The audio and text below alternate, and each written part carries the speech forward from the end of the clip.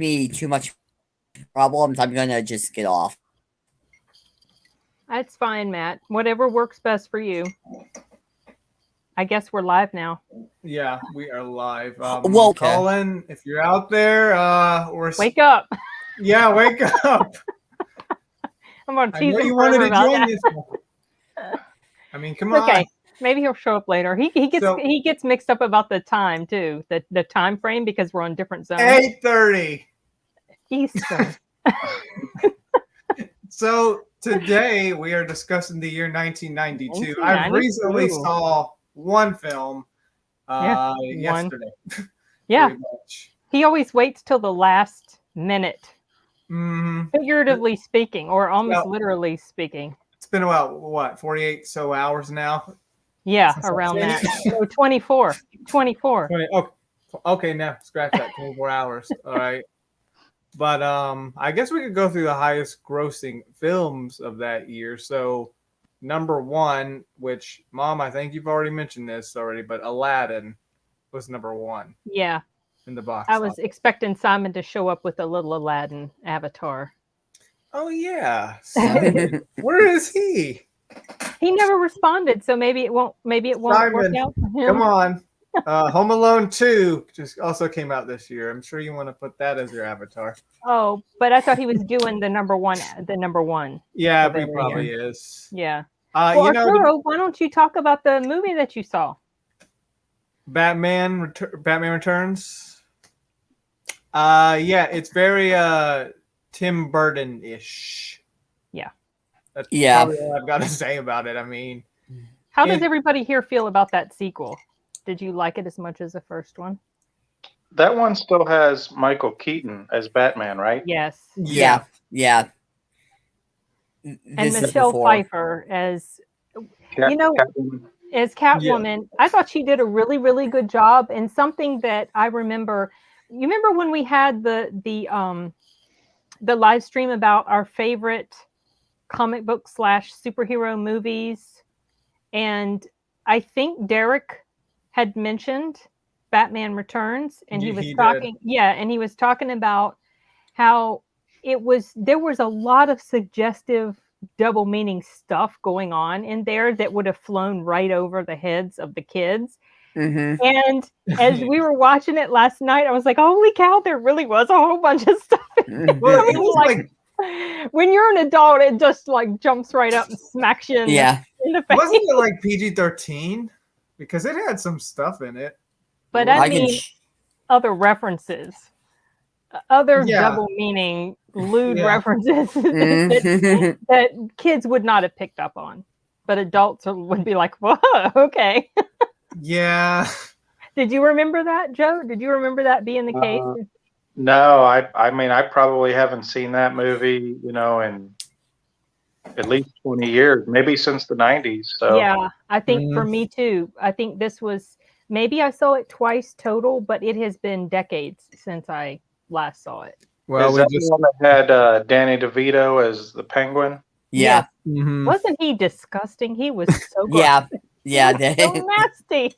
But you got to admit, his performance in there was pretty good. Come out and say that line and all that. And even Catwoman, the actress, she did a good job as Catwoman, I thought. Very a good role, like a complete sort of character shift that she had before she became Catwoman, and then after it was just like she was a completely different person, but little glimmers of her previous self would shine through when she wasn't in the suit. Mm-hmm. When she was interacting with Bruce Wayne, and but you could tell she was a little bit more, when I say glimmers of her old self, I mean sort of like her humanity. So you could see she was conflicted about the stuff that she was doing and what she was going through and everything like that. But then, of course, once she donned the suit, it was that she was not even anywhere close to being like how she had been in the beginning. Yeah, she did really good. Yeah, like she was a little bit wicked when she put it on. Yeah. And just go all out with whatever she was doing. But... there was a recent interview with her where she actually still has that whip. Yep. And she pulled it out of her closet to show this interviewer. Yeah. Yeah. She was was trying to Mhm. She was. It was. I think it was in December of last year, and she was doing some sort of online interview.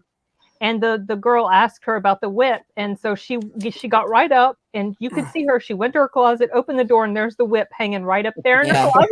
And she took it out, and she started smacking it, Mhm. And she said she was trying to crack it. She was trying to make it do that cracking sound, yeah. and she wasn't able to. She says, "I'm just hitting myself," is all I'm doing. That's So, not- but it was kind of Mhm. cool. I wonder what sort of shape it's in. I wonder if it's been well maintained, or if it's cracking, or what. I think I thought I saw a video or a quick Instagram video that she literally found it like a few years prior to that. Like I guess she had found it lost like track of it? yeah, I think she lost track of it. How do you do that? Mhm. I don't know, but she held it up and she's like, "Look who I found! Look what I Right. found!" Maybe she lost track of it during a move or something. But Yeah, that's I don't funny. know, but Yeah. it's got. Would you say it had also that noirish feel like from the first one? I felt like it did. Yeah. Yeah. Except it had a little more of a 90s feel to it. Like maybe sort of late 80s, but more of a 90s, like already creeping into the 90s. Like how'd you pick up on that? Because to me it felt very similar to the one in 89. It did, but I don't know. You can kind of tell when something's more 80s and then something's more 90s, sort of. I don't know. That's just me though. I mean, Okay, maybe you're just super plugged into that sort of stuff. Mm-hmm. I mean, I don't get me wrong. It does have that. It still has the feel from the first one because I mean, this is Tim Burton. Oh yeah, and I think this was the last one. Did he didn't work on the third one, did he? No, I don't think he did. I don't believe he did either. Now the third one was the one with Val Kilmer and Nicole Kidman. Yeah. And Jim Carrey. He was the fourth one Batman and Robin? Was that the fourth? Yeah, that one. Yeah. That was the one with Arnold Schwarzenegger. Okay, so there've only been four, right? Four of these Batman. Yeah. Movies, right? Yeah. Okay, I don't know why I was thinking there were five, and then I was feeling like I thought maybe I got the Jim Carrey one mixed up with when he appeared. So he was in the third one. He and what's his name? Tommy Lee Jones. Yeah, that played nice. I've heard Tommy Lee Jones hated working with him. Hated working with Jim Carrey? With Jim Carrey, yeah. I heard that too. Yeah. I don't know about you guys, but I could kind of see that. Yeah. A thing. Yeah. I've heard like when he was in Man on the Moon playing Andy Kaufman that everybody hated him because he would stay in character the whole time and just irritate people until they lost it on him and stuff. So kind of like Jared Leto. I heard that's kind of the way it is to work with Jared Leto. How he acted in Suicide Squad. Oh yeah. Sending dead rats to people and stuff like that. Oh yeah. Yeah. But anyway, okay, well we focused a bit on Batman Returns incidentally was the 6th highest grossing film of 92. And I remember when it came out in the summer and I got a shirt, but I don't know if I still have the shirt. Uh-oh. I haven't seen it in a long I haven't seen it. I know. How could you do that? I haven't seen it in a long time. It's possible I just got rid of it. I don't know. Oh, but that's history. Maybe it's with Michelle Pfeiffer's whip. Yeah, yeah. That's what happened. It had Catwoman and Batman. I mean, it had the major characters on there, and I got it because I was really, really excited to see it because I remember enjoying the first one a lot. So there was a lot of anticipation for this one for me. Now, I don't know if it did as well in the box office as the first Batman did. I can't remember. But I was all excited about it, and then I never ended up going to see it in theaters. I didn't see it till it came out on video. I know. What? I know. I think I was in the middle of a Washington, D.C. trip, Washington, D.C. and Pennsylvania trip at the time. And so it just never worked out. You had a lot of opportunities to watch it either in Pennsylvania or Washington, D.C. Well, it just wasn't part of the plan, so never saw it on the big screen, unfortunately. Well, it's got to be part of your plan. That's history right there. So, but the number one, Aladdin, I guess it doesn't surprise me that one was number one. I've only I've seen bits and pieces of that film. I don't think I've sat down to fully watch it from beginning to end. That's another Disney movie I probably should look at.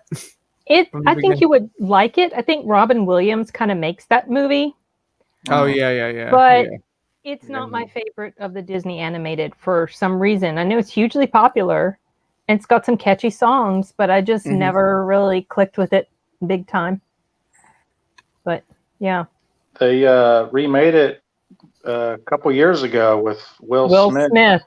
Yeah. And I just could not. I just couldn't. So I never watched it.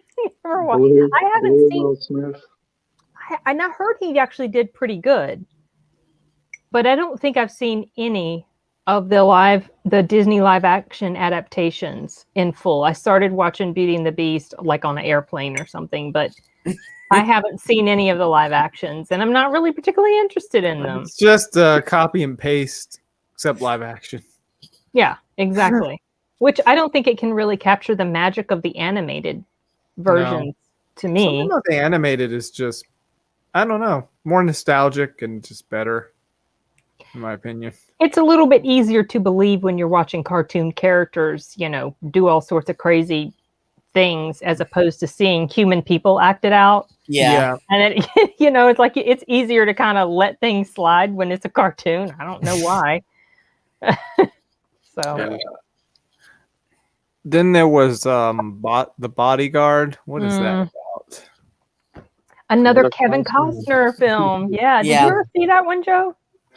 No. That one, I remember that one was pretty popular.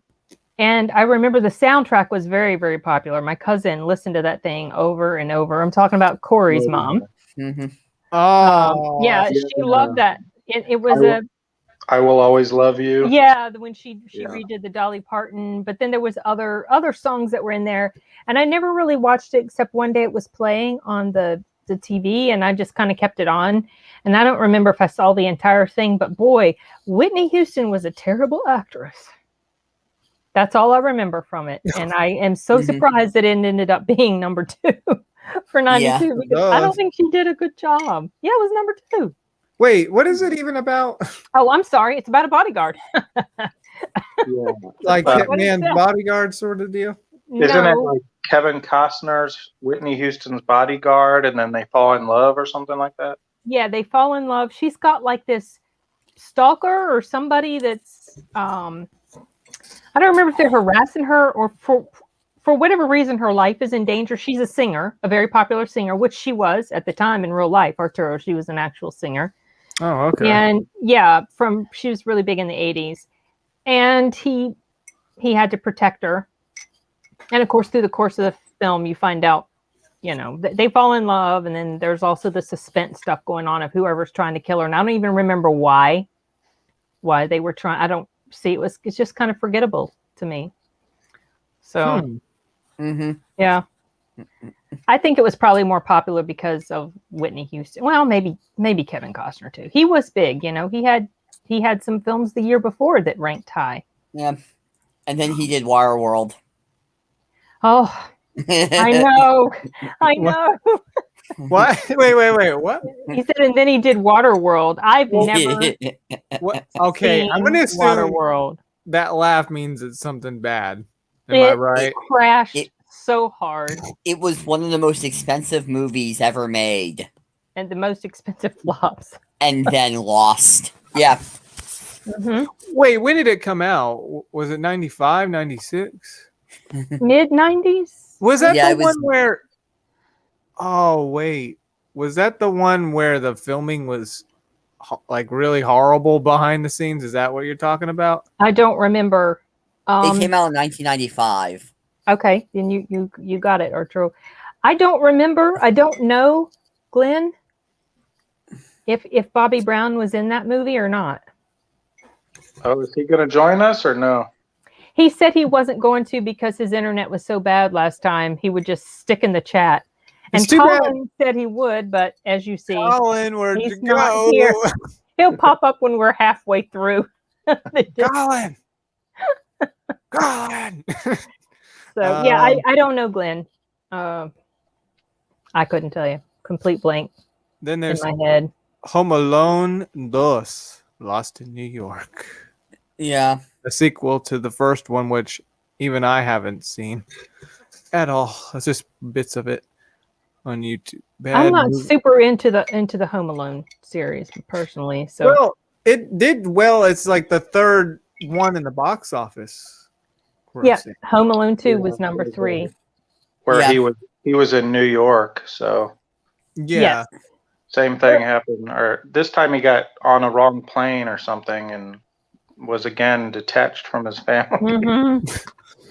Second time in a row. That's not a good They sign. have the And worst criminals. And the 2 criminals were also in New York City. The same ones? and And they ran into each other. Yeah. I couldn't remember if it was the same ones or not. It was. Oh my gosh. Joe Pesci and Daniel Stern. Daniel Stern and Joe Pesci. I don't. You know what? I keep getting in my brain. I keep getting the 2 criminals in Home Alone mixed up with the 2 criminals in 101 Dalmatians.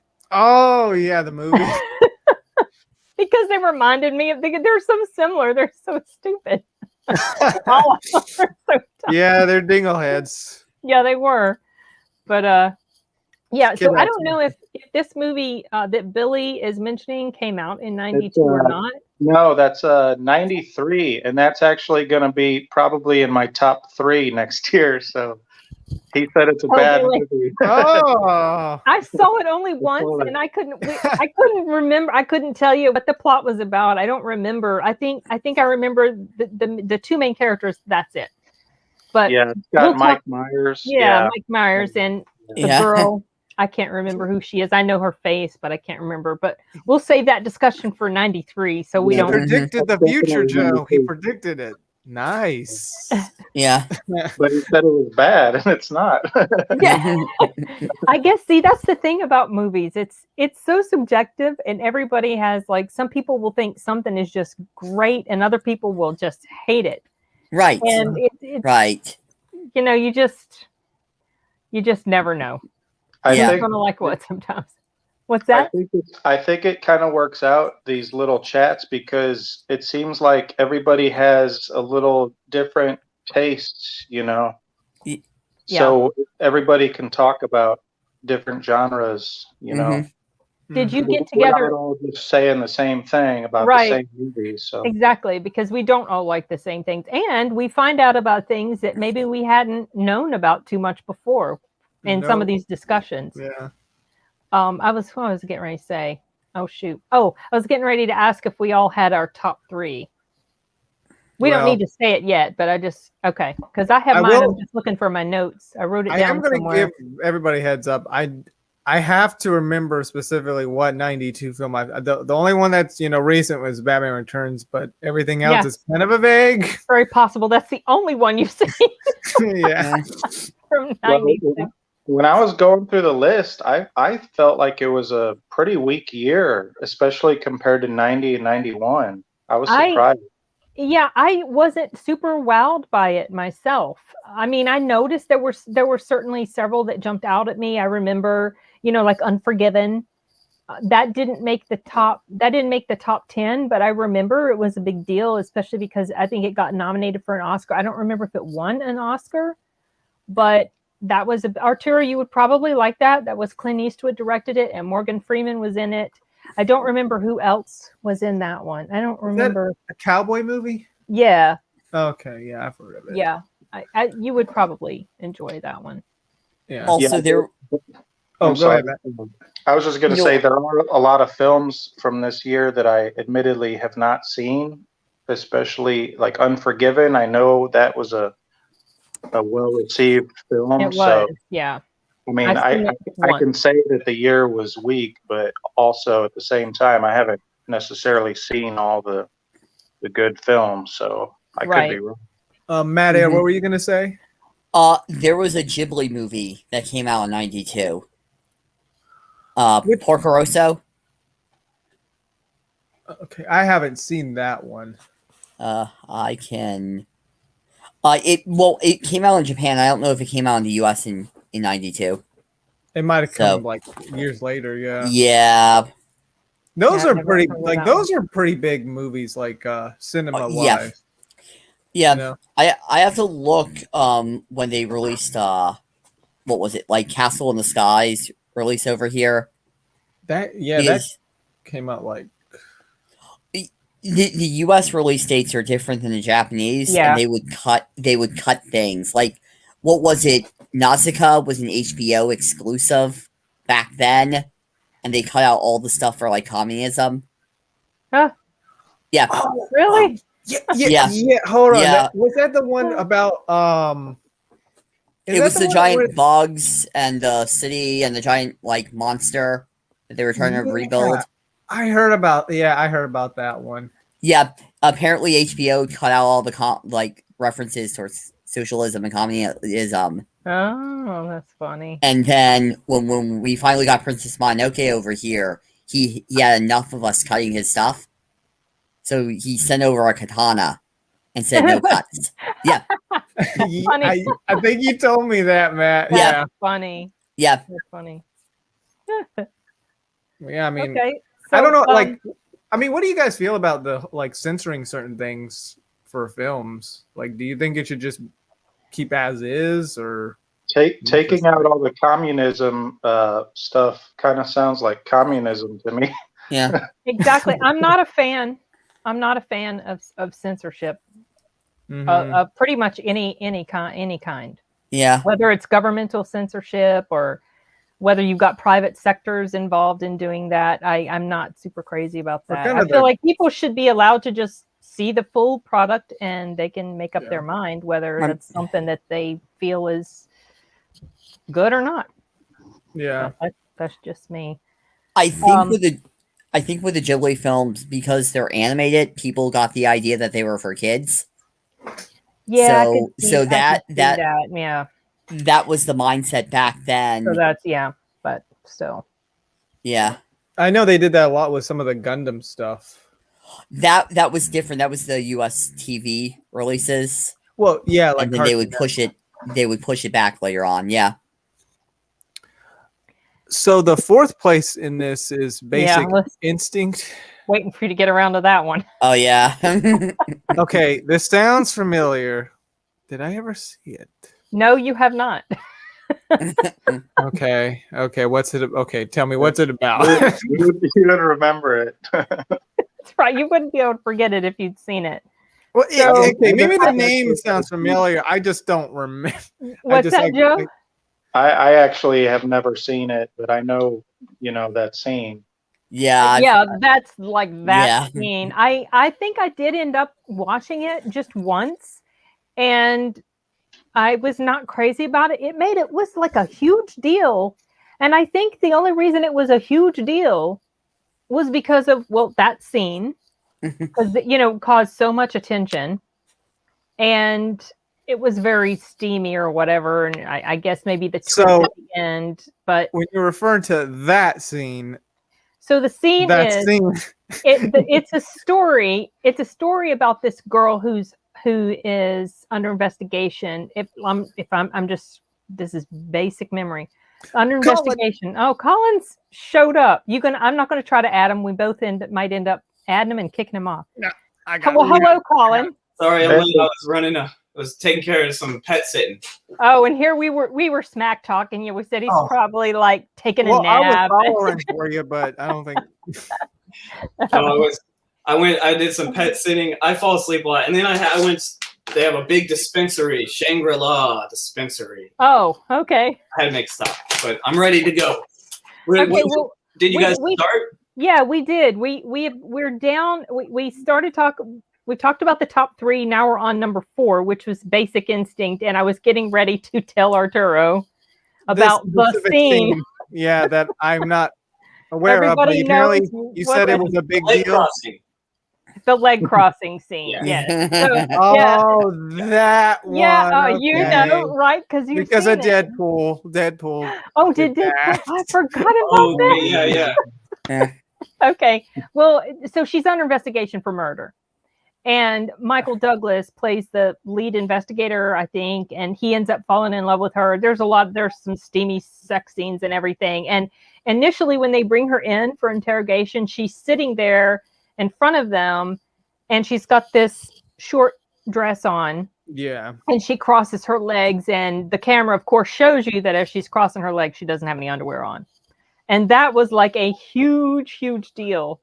I remember it was like, that's all, like, you didn't have to see the movie, but you knew about that scene. Yeah. It was a big deal. I wasn't super crazy about it. I didn't think it was all that good personally. Yeah. And then they came back and they made another one. It was like, why? Why? I heard it was terrible. Money. Yeah, I don't know, but I don't even remember what it was rated critically. Probably rated R. I would assume. No, I mean, that I meant not just because of that scene. There's other scenes, but I meant okay, like what did the critics? I meant what did the critics think? I don't remember. I just remember it was all over the place. It's number 4. Yeah, it got a 7 on IMDb. Okay. That's pretty high. Yeah. Not too shabby, I guess. Yes, we will talk about Candyman. That's something Arturo wants to see, but he hasn't seen it yet. Basic Instinct 2. I wasn't sleeping. I really wasn't. I know here we were like, yeah, he's sleeping, or he got the time mixed up again, and it wasn't even that at all. Pet sitting. Mentioning Hot Shots. Oh, did they refer to that in Hot Shots? The leg crossing scene? That was probably parodied in a lot of movies, I'm sure. Yeah. Oh yeah. It was. Yeah. I've totally forgotten about that happening in Deadpool. Yeah, they did that. Remember when he's like his legs are growing back and yeah, and he's just Mm-hmm. Oh my gosh. Now number 5 is Lethal Weapon 3, which I've only seen 2 of them. I haven't seen the third one. Was the third one they brought in Chris Rock on the third one? Was that the one, or was that 4? I'm gonna look. You know, I don't remember anything about Lethal Weapon 3. I actually thought that was the one that Joe Pesci came in on. That's the one. Joe Pesci came in 3, and Chris Rock came in 4. He came in 2. Oh, he came in 2. Okay. I had completely forgotten that until Arturo we watched it last year. We watched it. I know, but it had been years since I'd seen it, and I had forgotten Joe Pesci was in that one. He was funny in there. Yeah. Okay. Yeah. He is Joe Pesci. Rene Russo also was the third one? her first appearance in this one, because I think in number 4 she and Riggs were together by then, right? So it felt like they added someone each time. Yeah, I'd forgotten Chris Rock was in that one. The 4th one, that was wow. Okay. Those are good. I like the Lethal Weapon movies. Yeah, I enjoy them too. I like the first one. It's been a long time. The second one was really good, really dark. Yeah. I thought it was very well done. The story was really good. The beginning part of that movie was really funny when they're chasing the car and he scratches his car. He ends up like riding on the rail, and like and Danny Glover's just so stone faced. It's funny. Yeah, good stuff. But I never saw the third one. So was it any good? I think so. I think they were. I don't really remember. It's been years, but I remember liking all of them. I don't know if like the 5th one might have been too much. I don't remember the 5th. Well, I don't think they've had a 5th one yet. I thought they were working on it with Jet Li, right? Was that 4 as well? I thought there was 4 movies. Okay. I think there's only 4, and I thought that they were working on a 5th one. That may be. I guess Jet Li was in 4 too. It's been a good while since I've heard anything about the development of that one, so I don't know if it's really going to happen or not. Not much. You know how it is, Hollywood. Yeah. Yeah, they drag. But I found another movie that came out in 1992. Pet Sematary 2. Oh, geez. The one with Edward Furlong in it. Yes. Yeah. Yeah. I've seen parts of that. I've seen the whole thing. You know what? If I saw the whole thing, I've forgotten huge chunks of it. I think I've only seen part of it. I just remember that he was in it because it was right after Terminator 2. I'm going to assume it's not great. Usually sequels aren't that great. No. I mean, it's Pet Sematary 2. Well, I mean, Stephen King didn't even write another Pet Sematary book, so it was completely something that was made up in Hollywood. Money. Yeah. Because, you know, if a blockbuster is a hit, more money. Yeah, they want to cash in on that. Yeah. And most of the time it doesn't. Like, even if the sequel makes it more money, it doesn't necessarily make it a better movie. Yeah. Well, that's what I've noticed. Yeah. Like the Indiana Jones series were good about that. And then you had the Lethal Weapon series that was also really good about that.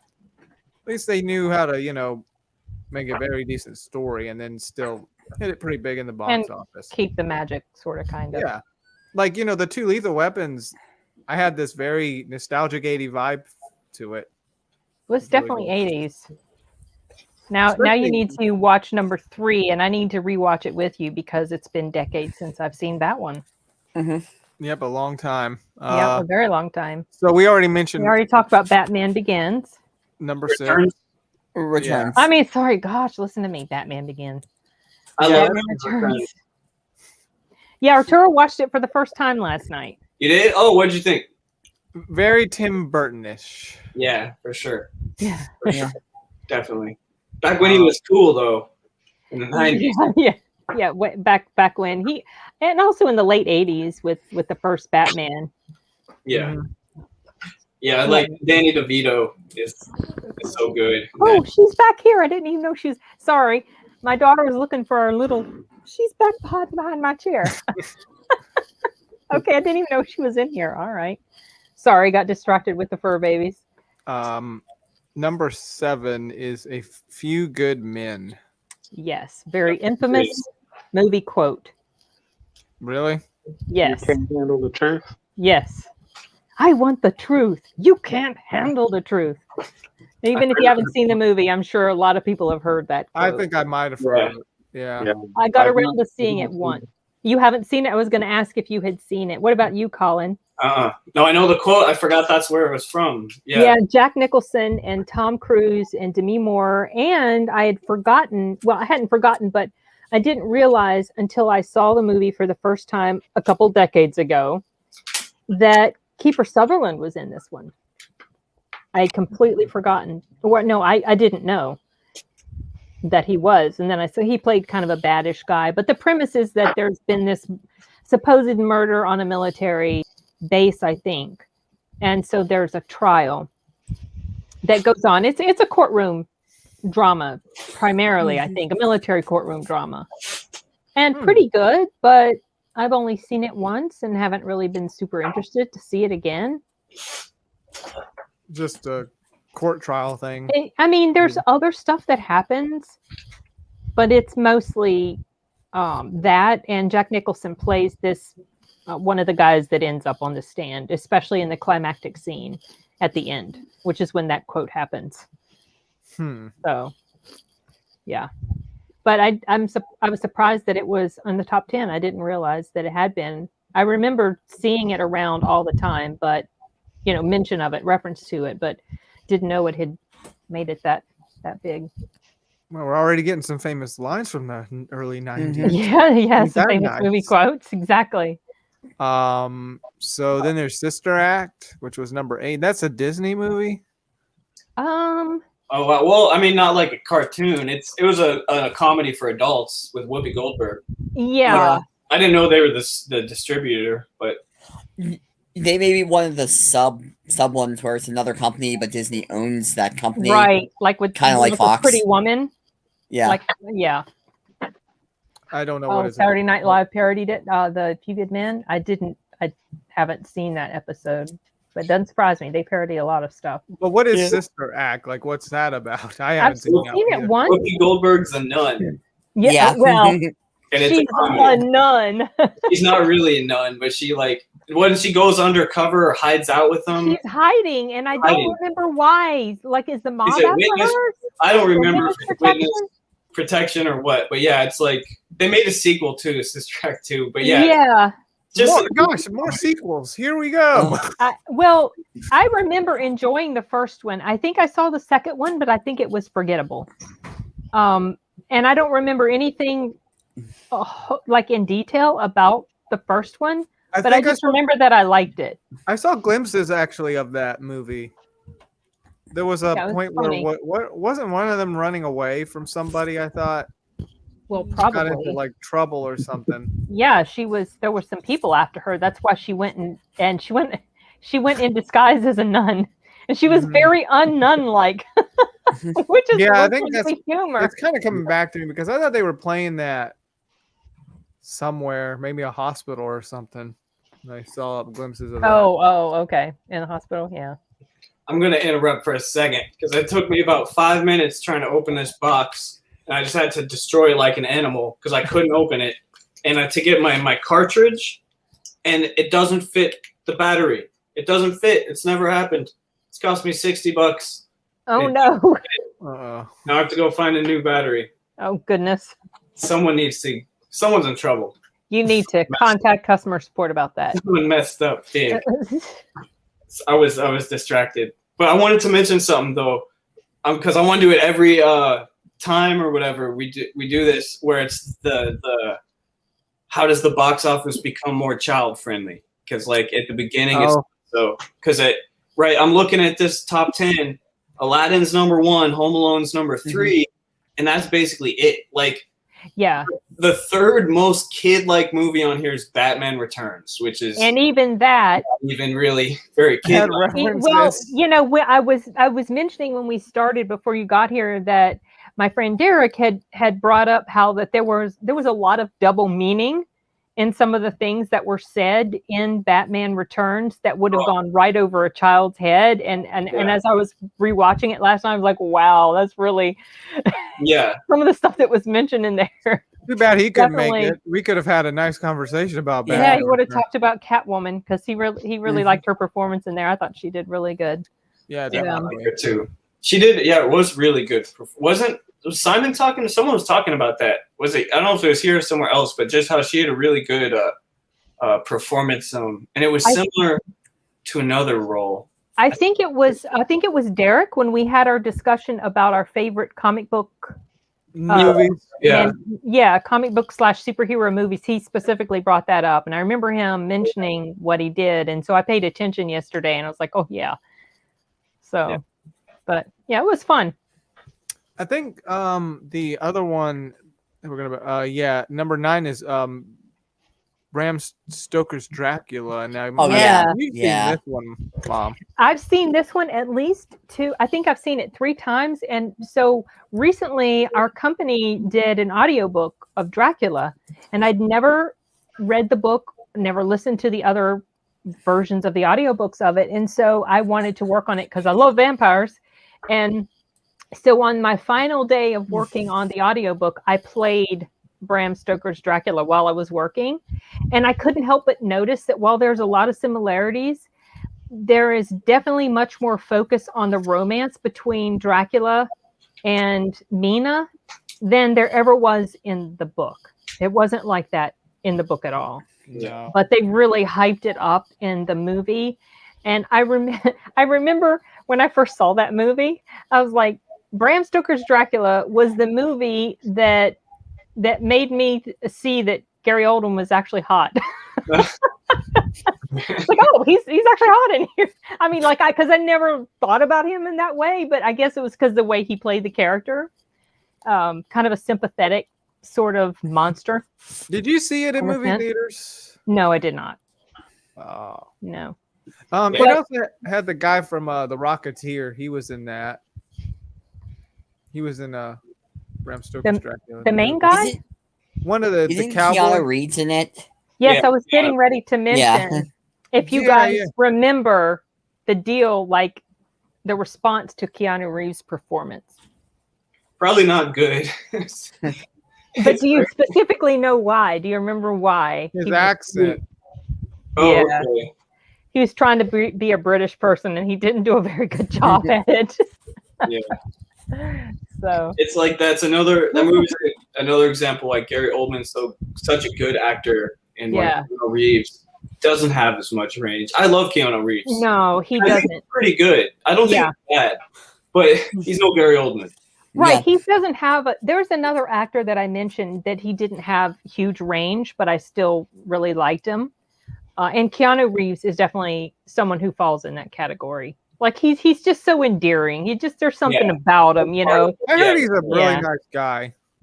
That's probably, I've always liked him. The very first movie I ever saw him in was this gymnastics movie that he played in with Olivia Diabo, and it was called Dream to Believe. And that was the very first time it was like back in the 80s. And I was like, oh, I like that guy, the way he acted, you know, his character. It's like Owen Wilson's like that for me. Like Owen, he's one of my all-time, like, because of Loki. Like, I love Loki just because Owen Wilson is watching it. Reminds me, like, man, I love every time he's in a movie. I'm happy. He's like really like a friendly. I want to be friends with him. He's really Have you ever seen him in Starsky and Hutch? I did watch that. Yeah, that was with Ben Stiller. Yeah, I forgot it though. And what's his name? Oh, what's that guy's name? That was Luke, right? Snoop Dogg, huh? That was Luke, right? No, it was Owen. Wilson. It was Owen Wilson and Ben Stiller. It was Owen and Ben Stiller because they were like Snoop Dogg was in there. And Snoop Dogg. That was a good movie. I actually really liked that movie. I only saw bits of that. But that was we jump forward into the 2000s. Sorry about that. Got distracted because we were talking about. I don't have a time machine yet. I know, not yet.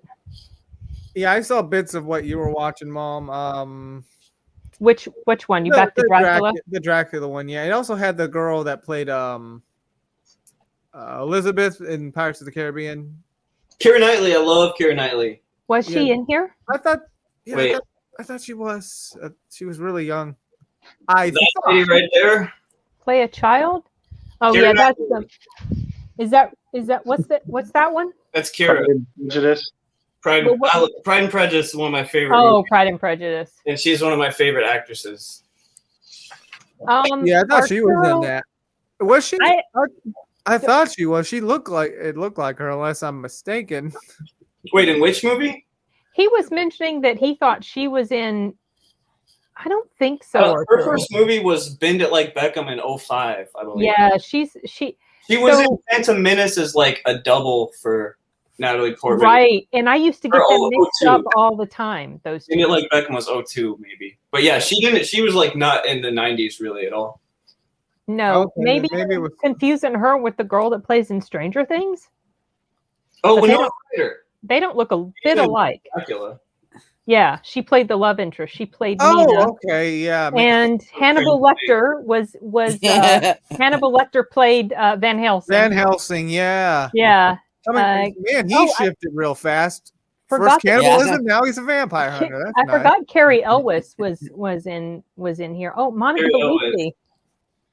I forgot Monica Bellucci was one of the brides of Dracula. What's up, hi, Galen. How are you?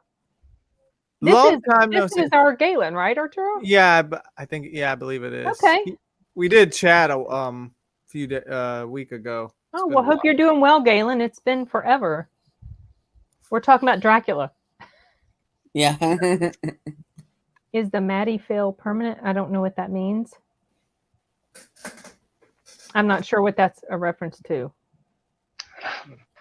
Now, number 10 is Wayne's World. Does anybody know about that one? Yeah. That hasn't. Yeah, that's a Saturday Night Live skit. Yeah. Yeah, it was maybe actually one of the few SNL movies that was good. Like, they were the only ones. Because they were historically always terrible. Like, anytime a skit in SNL was a movie, it was so bad. But Wayne's World was actually pretty good. It was like had a little, I don't know, like cult following, but it was popular. And it made a sequel, you know. And that scene where they sing Bohemian Rhapsody is classic, you know. Mm-hmm. Oh yeah, rocking out in the car. Yeah, it was good. I thought it was pretty funny. Mike Myers is solid. Yeah. That's in my top 3 for this year, so I like it a lot. Oh yeah, for sure. I think I've only seen that one once, and I don't remember a lot about it. The two Matthews, they are on the stream. They're just not. Yeah. They're not saying much. They got their cameras off. Well, mine's sucking up the internet, so I'm not really doing a whole lot. Well, you're sounding pretty good. You sounding clear. Yeah. So yeah. Probably no the issues video right now. Yeah. Wait, there's a movie, Gladiator, in '92. It's not the one you're thinking about, Arturo. Yeah, I don't think it is. No, it's not. I was just going down the list. Now, the one that I am interested to see at some point is Candyman, because that was made by the guy that made Nightmare on Elm Street, Scream. He made most of those horror films. Oh, see, I forgot Wes Craven did that. Yeah, Candyman. And they're remaking it. It's a remake. Okay. Is it really a remake or just kind of like another installment? I don't know. I haven't really seen the trailer for the new Candyman, but I'm gonna see it. Yeah, I'm gonna see it as well. I don't know that I'll go see it in the theaters. I mean, they're bringing the guy back. Jordan Peele's doing that, right? Yeah. Peele. Mm-hmm. Yeah, cool. Yeah, I want to see that too. Yeah, isn't he like some demonic? I've seen that movie once and then bits and pieces of it. And I remember I wasn't thrilled with the film. And I think it's just because of the way it ended, but I might be misremembering the end. So maybe if I rewatch it, I will change my mind. Since you said that, now I have a feeling it's a bad ending, right? But I don't remember all the details, so I might be not remembering things correctly. I just remember certain scenes and I've got it stuck in my brain as to how I think that meant the ending was. But I know it's pretty popular. A lot of people really like that movie. I mean, it looks interesting. Bees. There's lots of bees. Oh, and then there's then there's Candyman Farewell to Flesh, which was 1995. Another one? There's another one, and then there's Candyman 3 in 1999. Multiple Candyman movies. Day of the Dead. Wait, and then there's another. I've only seen the one all the way through. I started watching one of the sequels that it was playing on TV one day, but I never got into. I don't even think it showed the bad guy yet, or the bad guy. Well, he seems like a nice guy. He's a Candyman. Yeah. What's that, Joe? Is it pretty cheesy or is it pretty scary? I don't remember it being cheesy. It was, and I don't want to give away too much. Well, Arturo, what was that about? Nothing to see here. I don't want to give away too much about the premise of it and what he was, but he's like, it was like something where they say if you say his name 3 times in the mirror, kind of like Bloody Mary, that sort of thing. And I don't remember what the significance of the bees was. I just remember it was really creepy. Not the bees. Yeah, it was creepy, and they were talking about. I saw like some sort of, behind the scenes type of thing about how when they filmed it, how they had to work with the bees, and what I think there were scenes that the bees are in inside his mouth, I think, and they were talking about how they had to film it. And well, that's disgusting. Yeah, it was disgusting. I think they had to put some sort of guard in his mouth, obviously, so the bees don't go down his throat. Yeah. But it was kind of and I can't remember if there was something also about. I can't remember, like he got paid extra for every time he was stung, or something like that. I mean, but that Virginia Madsen didn't, or something. I can't remember. These are just very vague memories that are coming to me. But I just remember bees, and I think he has a hook. Yeah, he's got a hook. Yeah. So, and it's honestly, funny because at the theater, on 2 sides, there's Michael Myers' face for the sequel, and then there's Candyman on the other side. Yeah, Galen says it's coming out end of August. Yeah, and sadly, it's a reboot, not a follow-up. See, I thought it was I guess I did not realize it was a reboot. I don't know why they're. Why are we doing reboots? I know. Oh, you felt like it was a thriller, not a horror? Well, I mean, I guess horror can be kind of like a thriller as well. But have you guys seen that, Colin and Joe? I never saw it. No. Oh no, you haven't, Joe, because you were asking whether it was cheesy. Silence of the Lamb was thriller. No, if it's Wes Craven, I'll seek it out though. I like good scary movies, but also it's like that's a really horror is a hard genre to do well. Right. Yeah. It's a great genre when it's done right, but there's so many that I'll start watching and I'm like, I gotta stop. Like I just can't get into it. That's why I'm trying to make a very good horror story. Horror is weird because even though I go into most of the movies knowing that they're probably going to suck, I'm still drawn to them. I don't know why. The 80s ones, especially 80s horror. Yeah. Especially 80s.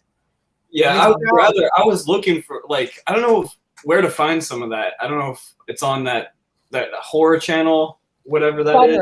Shudder has a lot more because I feel like Netflix doesn't have enough 80s stuff. I was looking for it sometimes. You can find some pretty good horror movies on some free apps on like free movie apps on Roku and stuff like that. I do like Shudder. They have a really good collection of things and they try to pick top quality, like not terrible, cheesy, awful horror, but really, really well acted, well done, movies. So, and then of course they have Joe Bob Briggs doing his thing on there, which his show is really fun. I don't know that guy. Gosh.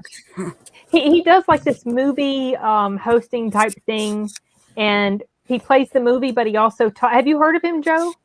Yeah, he used to like host like all night movie marathons on USA Network or something like that. Exactly. He was just kind of a character, he would sit there and talk about the film, like going in and out of commercial breaks. He would be sitting there chatting about it. And he's a wealth of he knows so much trivia.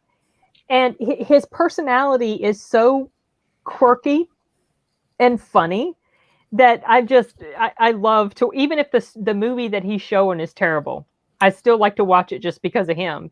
And I'd never really heard of him until I saw him. Well, and then Corey, he told but I didn't know who he was talking about. Then I saw him on Shudder, and he came back on Shudder. So like he'd been off the air for a while, and then Shudder brought him back. And his first appearance on Shudder for his first movie of the marathon or whatever, it crashed the servers. So he's super popular. Colin, I don't know if you're if you follow at all the Angry Video Game Nerd on YouTube. Oh, that guy. Yeah. No? I've not watched it. I know the name. Oh, okay. Yeah. He's a big horror guy, and somehow he landed an interview with Joe Bob Briggs, and it's on his channel, so it's kind of interesting. Was it? Oh, okay. He's a pretty big YouTuber. He basically has his own show / company, sort of. Oh, wow. Yeah, he's got like a few million subscribers. I don't know if I watched it.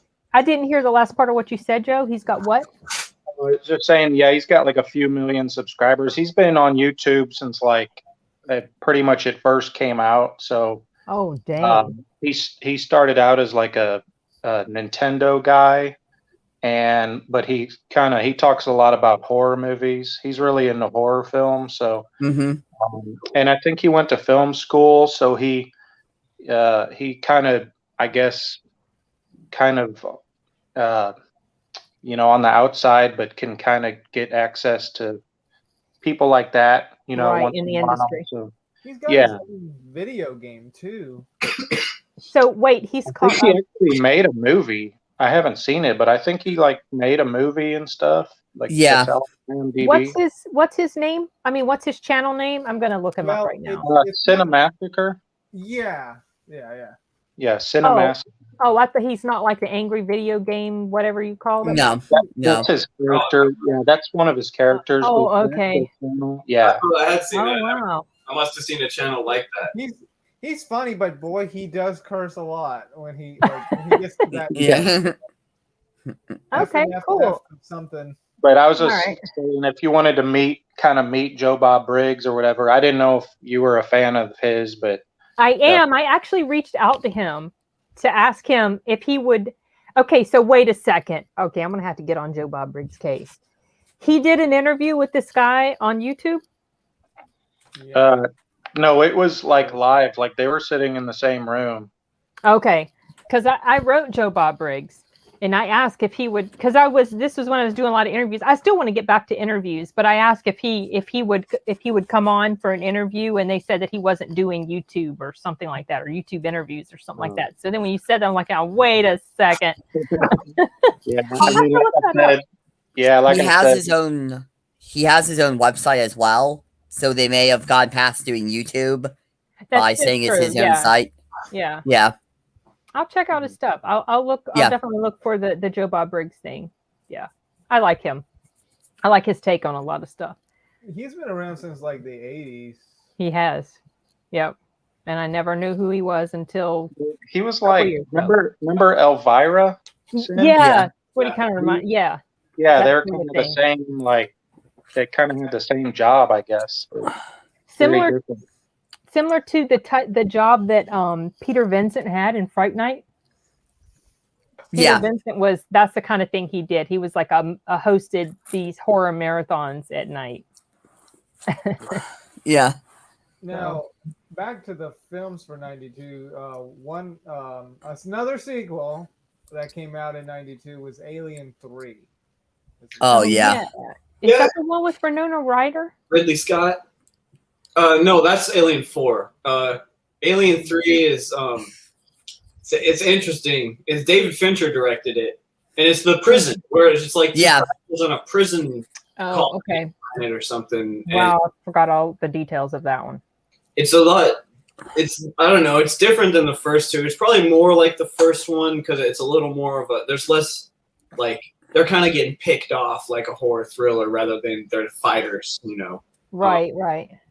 I guess I feel like I don't really remember. I feel like people didn't like it because the first two were so awesome and it was kind of different. Like they changed. David Fincher was like a new director at that time, and it was different. And what really sucks is how they like the people that survived Aliens, like everyone died, but like a few handful of people, and like you're like, yeah, they made it. And then Alien 3 starts, and they're like, no, they all died. Ripley made it. Their others died in a crash. It was like a terrible start to the movie. Oh, wow. Yeah. That's funny. It's not bad, though. I feel like watching it again, I mean, it's cinematic. It's got cool, I don't know, production style. And, it's pretty good. It's not as good as the first two. Oh, Alien 3 is in Glenn's top 3. So that would have been part of his top 3 list. Yeah.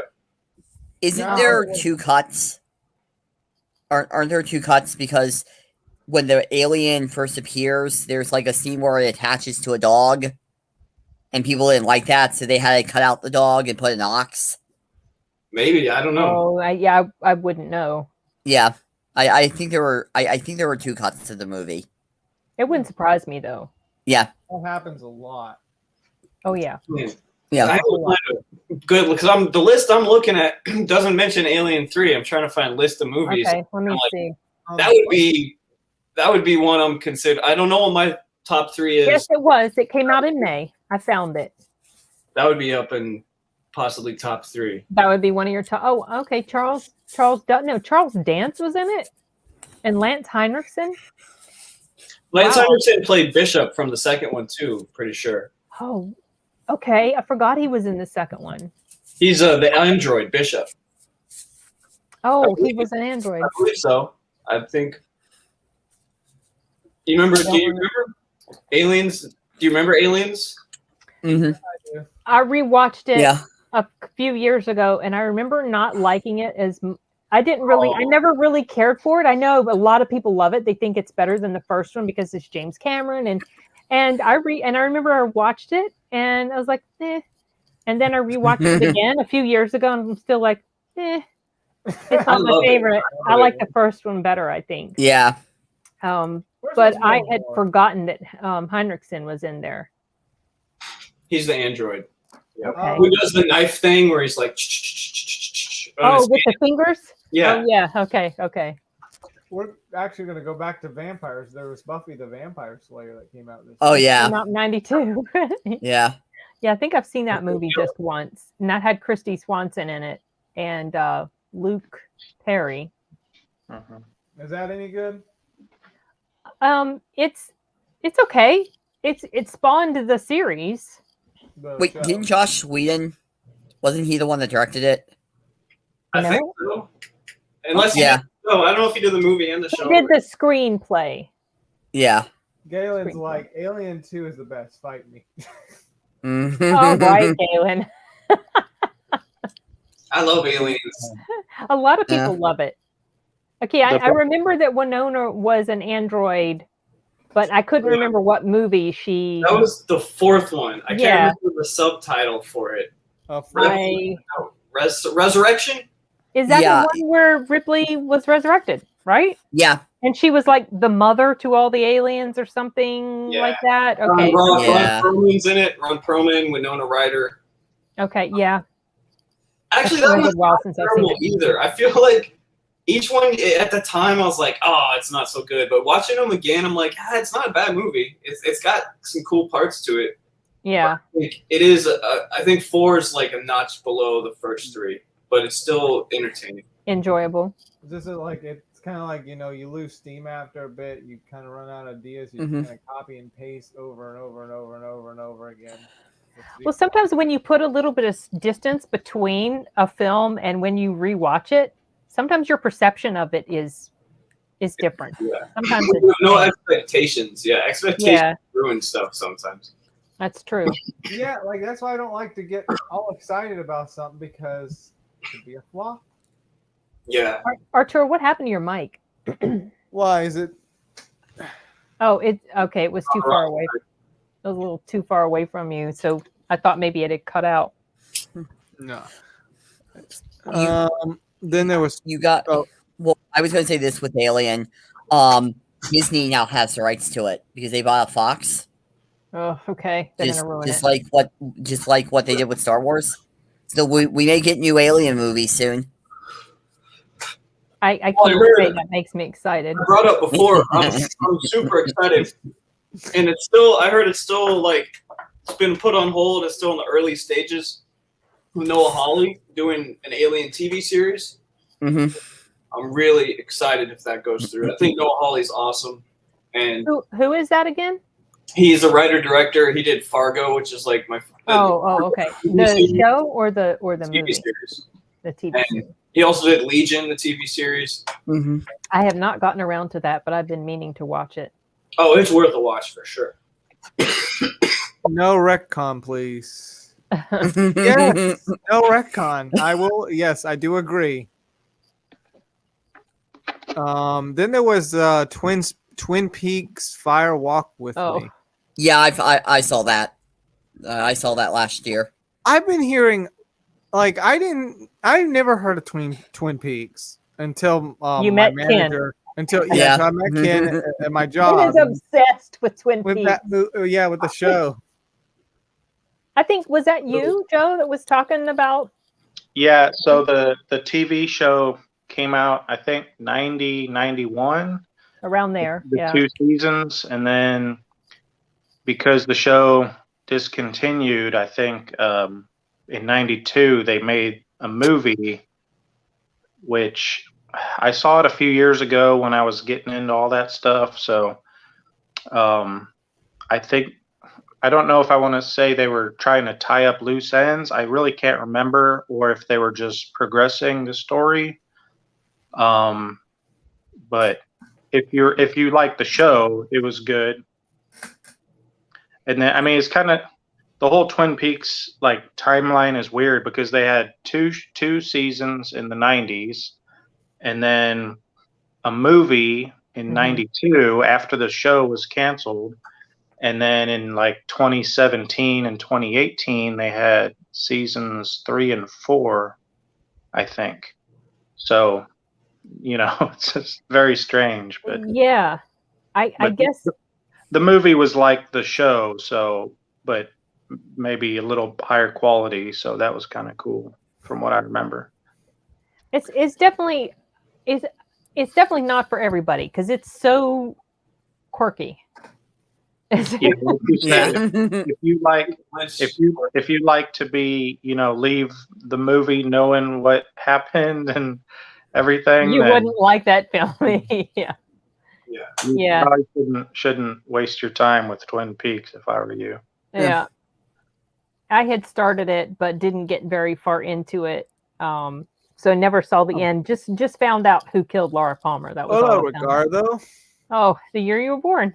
Long time. Okay. Yes. Well, we're on your year right now. We're also on Matt Rice's year too. Oh yeah, that's right. Yeah. Matt Rice's year. Then has anybody heard of a movie 1492 Quest of Paradise? Yeah, No, I saw that. Oh really? Yes, I was going to say this sounds like a B movie. No, I think it was a big production, and I remember. Really? It's one of those things. I'm like, I don't know why it wasn't more popular, well known. Because Gerard Depardieu was in it. And Sigourney Weaver and Michael Wincott. It's supposed to be a 500-year anniversary of Christopher Columbus's voyage because it was, 1492 and wow. 1992. I either didn't know about it or completely. You know what? I think I must have known something because when you were talking about it being a big production, I had this flash in my mind of Gerard Depardieu in it, and then I looked it up, and there he is. Yeah. So, Ridley Scott directed it. Yeah, that's yeah. Huh. Oh, wow. Okay. I didn't see it, but I remember the previews for it. Reading about it. I wonder if I wonder, Mom, if your dad would like that movie. He might have seen it. It's very possible it's something we saw a long time ago, like way back when. And it just came back to you now. Yeah, because it didn't make much of an impression if I saw it. There were 2 Christopher Columbus movies that year. Really? Oh. What's the other one? I don't know. So wait, was it that cartoon? Can you fill us in on what was the other one? Because there's a long list of movies, and I don't know that the title itself would jump out at me. Let me see. Hold on. Yeah, no, I don't think it would jump out. I found out 2 things.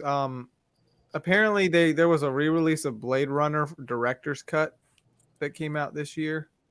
Okay. There have been a lot of different cuts of that movie, I thought. And Mom, I remember you mentioned this as a HBO, or it was a movie, TV movie, and it was on HBO Pictures. It's Stalin.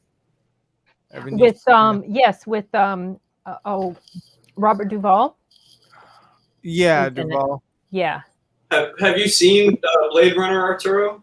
I have. Okay, because I was going to say the director's cut is it's one of those essentials. You shouldn't watch the original. Oh, really? I don't think I have seen. I don't think I have seen the director's. The big difference is that the original has his Deckard's inner thoughts, like his inner narration, which I guess the studio forced them to do because they thought it'd be like too hard to follow without it. But when you take it all out and it's just, you're just watching the movie and he's not like telling you what he's thinking so you understand it. It's more like a real movie. It's just better. The tone is better. It fits the tone. I don't think I've seen the original, or I don't remember it and that's from what I've read. That's basically the difference. The original has all his inner monologue going because they thought the studio thought the audience needed that to follow the movie. Needed the explanation. Yeah. Yeah. So back to Stalin, does that just follow like his life through that time? I only remember bits and pieces of it. I remember the girl that played his wife. I think her name is Julia Ormond or something like that. She played in a movie called A River Runs Through It, which I don't remember what year that came out, if that was this year or not. But I remember in both of those movies, she was a big crybaby. She was crying all the time, and she got on my nerves. And I remember she was doing that in Stalin. I'm like, oh, gosh, she's crying again. Or something. There was just something that she just got really on my case. And then her character killed herself. Yeah, because in reality, his wife did do that. I know. What was it? Was it because of... I can't remember, Arturo. I saw the movie, but I don't remember if it was because of the type of person he was and it just drove her to that point or what. Maybe. I mean, I've seen the documentary about Stalin. and there were reasons why she did it, but I think it probably was because of that. Because I just looked it up. A River Runs Through It did come out in 1992. Then that's probably the Brad Pitt movie. Yeah, Brad Pitt, and I think I had seen A River Runs Through It first because when I saw, and she was aggravating in there too because she was such a mopey, crying, just it was like that was just like, and then she was that way also in Stalin, and I remember thinking, is that all this girl? Is that all she acts, or like characters like this? But then I saw her in Smell a Sense of Snow, and I really liked that movie. I thought she did a really good job in there. If any of you guys haven't seen it, you might. I'm going to assume I would get kind of annoyed of her character in Stalin. I don't know. You might not. I mean, sometimes things just rub me weird. That could have been how the real person was. I mean, maybe if I rewatched it, it wouldn't get under my case as much as it did back then. So that's like I'm saying, like sometimes when I rewatch something, I have a different, thought process about it than I did maybe the first time. I kind of want to so long. That. Because I like history. Robert Duvall's a really good actor. Is he? No, we haven't. Stalin? Yes, he was. Wait, what was he in? Is there anything I've seen him in? The Judge, with Robert Downey Jr. Oh, him. Okay. Mm-hmm. The guy that I saw on the street in Washington D.C. one year when we went up there. Oh, you saw Robert Duvall? I saw him we were just driving right by, and it was so funny because I saw him and there was something about him.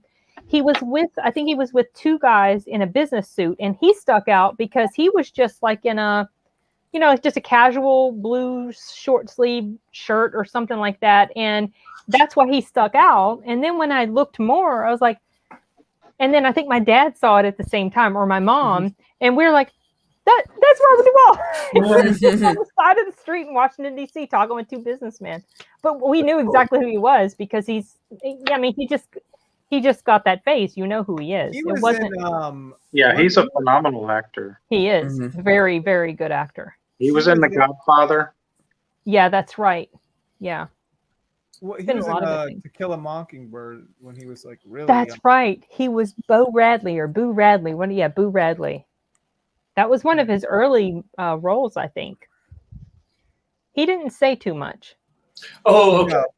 I found a different list here because Alien 3, the list I was looking at didn't have Alien 3, so I needed to find a different list. I'm on the Wikipedia 1992 in film list. I was on there, and now I went to imdb.com. I just saw a movie that also Army of Darkness is what I'm getting at. Oh yeah, that is amazing. I'm looking. My top two are locked, but I don't know what my third is, and so I'm looking around, and that's potentially like Alien 3, Army of Darkness. Those are. Oh yeah. I was gonna say, is this a Bruce Campbell zombie movie? And yes, it is. It's the Evil Dead sequel. Yeah. More of a comedy. Oh. Yeah. It's like they changed up the formula and made it more like comedic. It's definitely comedic. Production. It's crazy. Yeah, it's crazy. It's like I wasn't sure how I was supposed to take it. Am I supposed to be scared or am I supposed to laugh? Because it was kind of fun. I kind of want to watch those movies just for the fun of it. Oh yeah. You like zombies, so you'd probably really like the movies. There was also, I don't know if anybody cares about this, but apparently there was a Muppets Christmas movie this year. Gosh. I remember. I remember that. I watched it. I loved those when I was a kid. Yeah. I'm trying to not bring up the fact that I loved like every other kids movie I see on here. I'm like, oh yeah, I watched a lot of that. It was really special. I'll try to mention it. Like Aladdin. Aladdin was probably my favorite Disney. That was the number one film that year. Yeah. And I truly was like that and Lion King. I watched them a lot. Aladdin's like my favorite character because he's just like a street rat kid, just does what he wants, He's a great I love the character, and yes, Aladdin deserves the acclaim. I think I agree with it. It's really good. Am I supposed to be scared or laugh? Yes, okay, both. So one film that one of the films I wanted to specifically mention was, and I didn't remember that this was the year it came out, was called Boomerang with Eddie Murphy, and it's one of his more serious roles. It's like he plays this womanizer type of guy, and then he he ends up, finding and falling in love with the right, like the right woman. It's just he doesn't realize at the time that that's the right woman for him. And so it's like this, there's this stuff going on. I didn't even remember how it ends, but the one thing, there were two things I remember, three things I remembered about it. Eddie Murphy was in it, and Robin Gibbons was in it. And also this was the very first movie that I saw Halle Berry in. And I never forgot it because she played the one that ended up being his main love interest. Like she was the good girl, and he always wanted to go after the real hot type girl, and she wasn't that sort of persona like Robin Gibbons was, and she was opposite. So I don't know. I don't even know that it got the best reviews, but I just never forgot Halle Berry. Yeah. I don't know why she stuck out to me. But there's I'm going down the list now, the not just the date of release list, but the alphabet list. It's a little easier to one movie I feel like I have to the French chefs are funny. Yeah. I have to mention El Mariachi, the first movie from the original Rodriguez. The one that Robert Rodriguez did. Yeah. So that's actually a pretty good movie. I remember watching it. I think it's I watched it once. It's not bad. I mean, it's impressive. It was low budget. So what happened is, I don't know if you know the story of this, but he had the money to film that movie because he had gone and participated in some sort of a medical trial. Yeah. And I almost did the same thing. Yeah. Yeah, so I thought that was kind of interesting, and I thought it was in Spanish, all in Spanish. Am I mistaken? I think it is. Yeah. Okay. There was a time Rodriguez was like a big inspiration. I mean, he still is, but when I got into him, I was like, watched all this stuff, and watched his commentaries and behind the scenes stuff, and I even got to go see him talk in Austin. Oh wow! And I was just really into him, and I still think he's really cool. And it's just the way he does it himself, the way he did that himself. I just think he's cool and impressive. So that the movie's not like a great movie. It's low budget, but the story is decent. The story was decent, and it was good for the amount of money that he had to spend on it, which was not a lot. It was like 10,000. It's like less than 5 to 10,000. It was like not much, like nothing. And I think the people that were involved in working on the film were his personal friends. Yeah. And stuff. And so then, of course, I guess that ended up becoming like a hit. And then he came and made Desperado with the bigger names, the bigger budget. Yeah. Antonio Banderas, Salma Hayek. And I like how people start off small and they make it big. Oh, yeah. Hard work. Yeah. Yeah. Did you ever see Alita, Colin? Yeah, I liked it. I want to watch it again. I saw it once in the theater. And I really liked how it didn't have. I think we actually talked about it on here because on the anime or something. Because I liked, I liked all the close up fighting in it. I want to watch it again. Yeah, and it definitely made it left it for a sequel.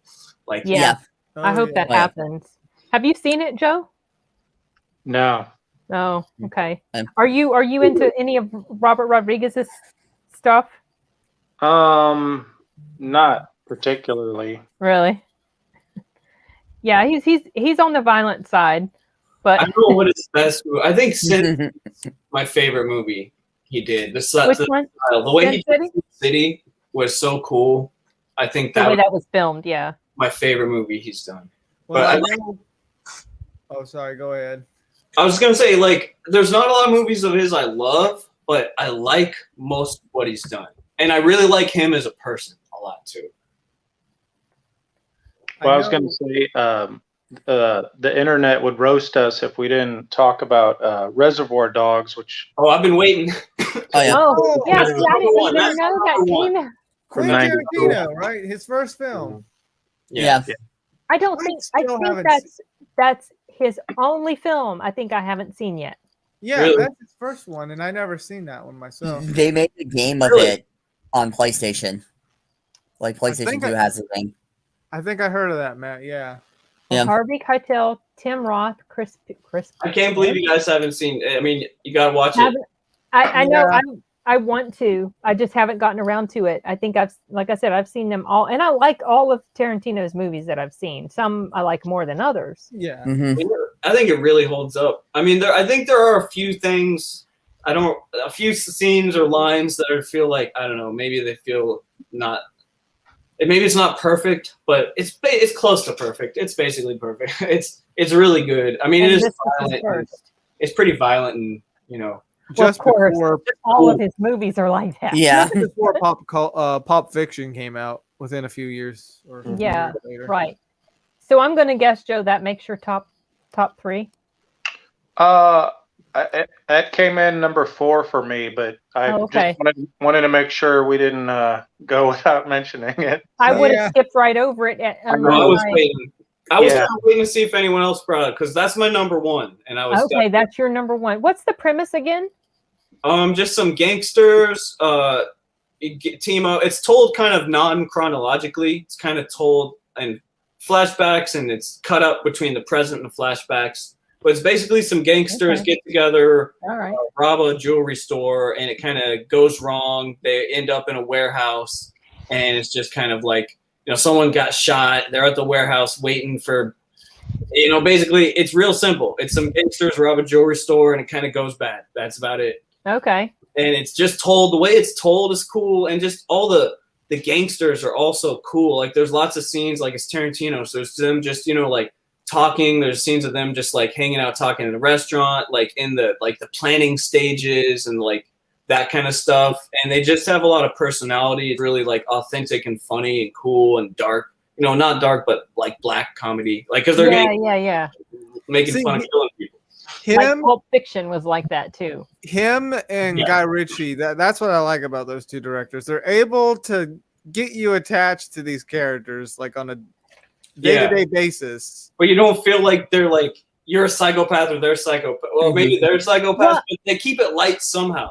Yeah, and they make them a little identifiable. Yeah, which is fascinating to me. And I noticed this when I've been watching some of Guy Ritchie's movies. I'm like, I'm watching movies about characters that I don't like to watch movies about, like mob stuff, gang type stuff, or bad guys.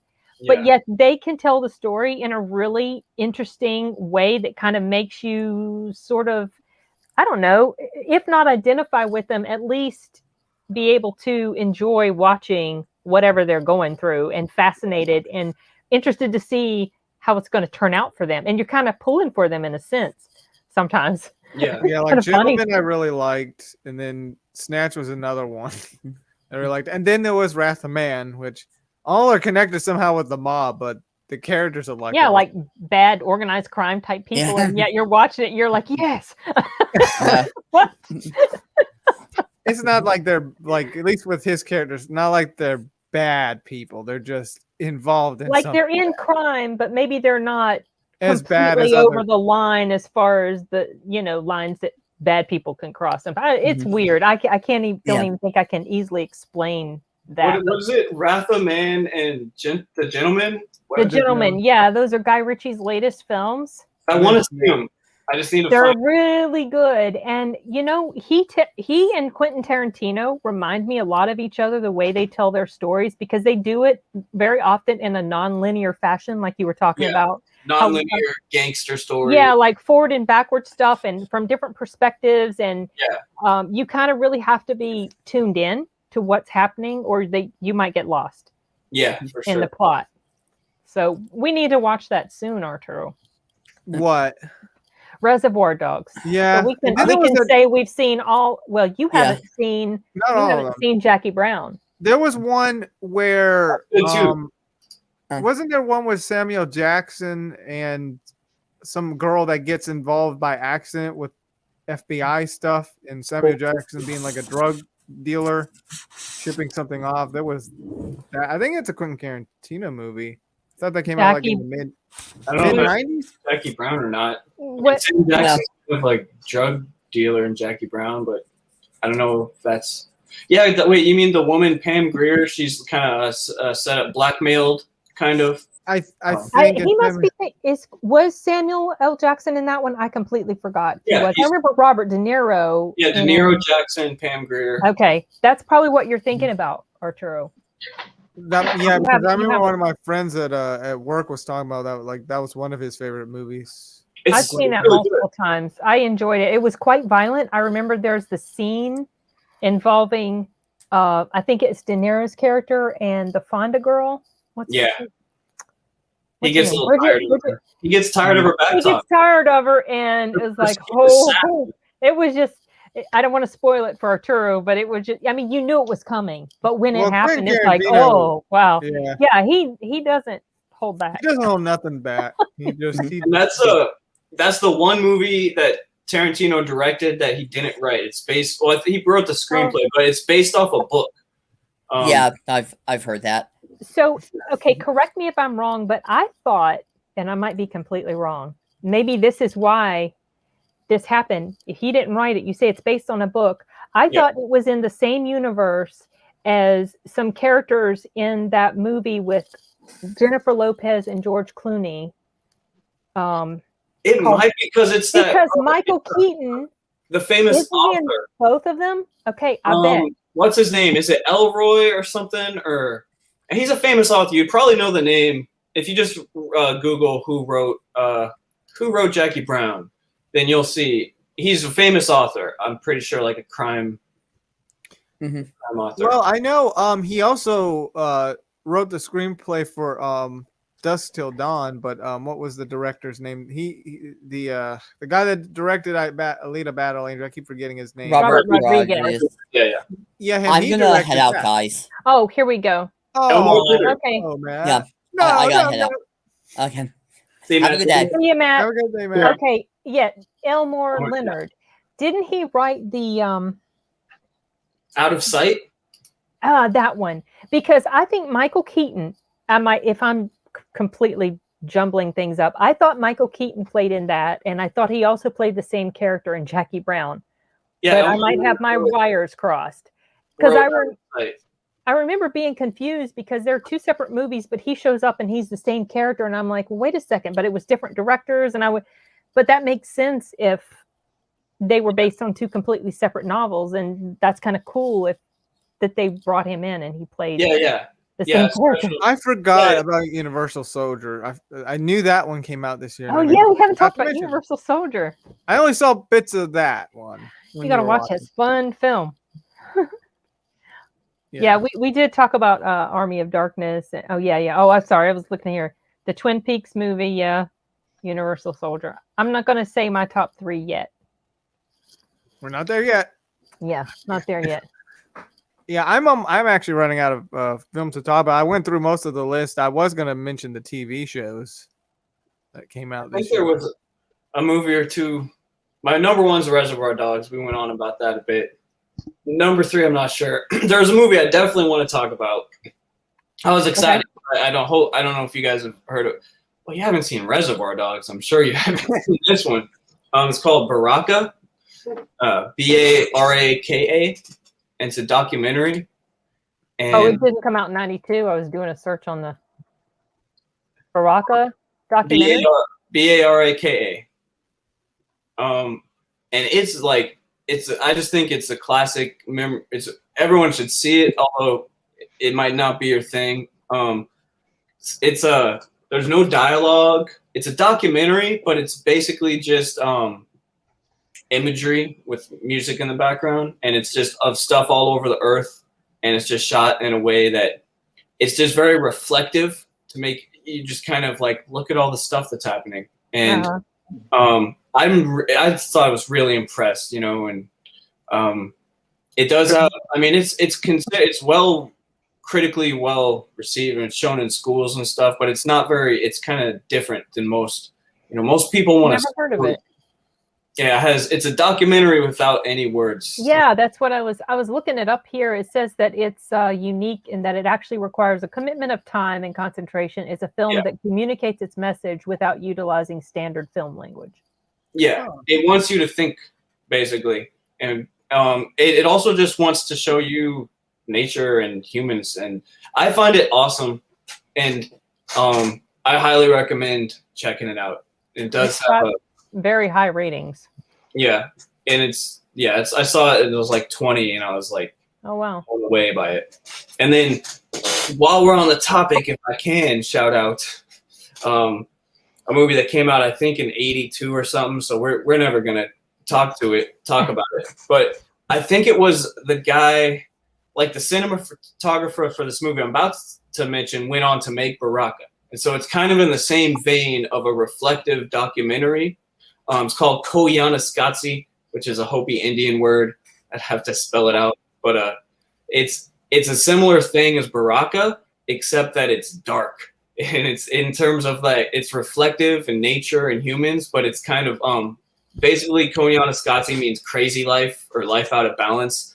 There's this Philip Glass instrumental minimalist electronic score, and it's haunting in a good way, in a way that it just, we're all stuck in our daily lives, but it kind of takes a step back to show like what's going on in the world today without any dialogue or anything. Just look at all these images of nature and humanity, and you're just, it's mind blowing, I think. So he did the same thing in that one. It's similar. It's similar to Baraka, except that it's a little dark. Baraka is almost more of a celebration. And the other one, Koyaanisqatsi, is a little more like, this is bad. Like, this is kind of crazy. Or maybe not bad, but something's off. And Baraka is like, hey, look at this. I don't know. But Koyaanisqatsi, yeah. Koyaan, and you'll find the rest if you want to look for it. Okay. I'm looking up the director. You said he was involved in it, so that would... I believe it was the cinematographer of Koyaanisqatsi. Oh, okay. Cinematographer. Went on to direct Baraka, I think. But those movies, I would consider Koyaanisqatsi like top 5 movies, films, whatever of all time for me. Like I highly, highly regard it. It's inspirational to me. If I could make movies, I would want to do something like what I saw in that movie, which is I've never seen anything else do anything like that. And so I always want to shout that out. And Baraka is along a similar vein, which came out in '92, and it's both really worth your time in my mind. But it requires commitment from you to look at it and think, it's right. It's not something you can just have up in passing. Yeah. Okay. Never heard of either one of those films. There's a lot I haven't heard about. You learn something every day. Yeah, you do. Did anybody see a movie called Glengarry Glen Ross? Was that in '92? Yeah. No.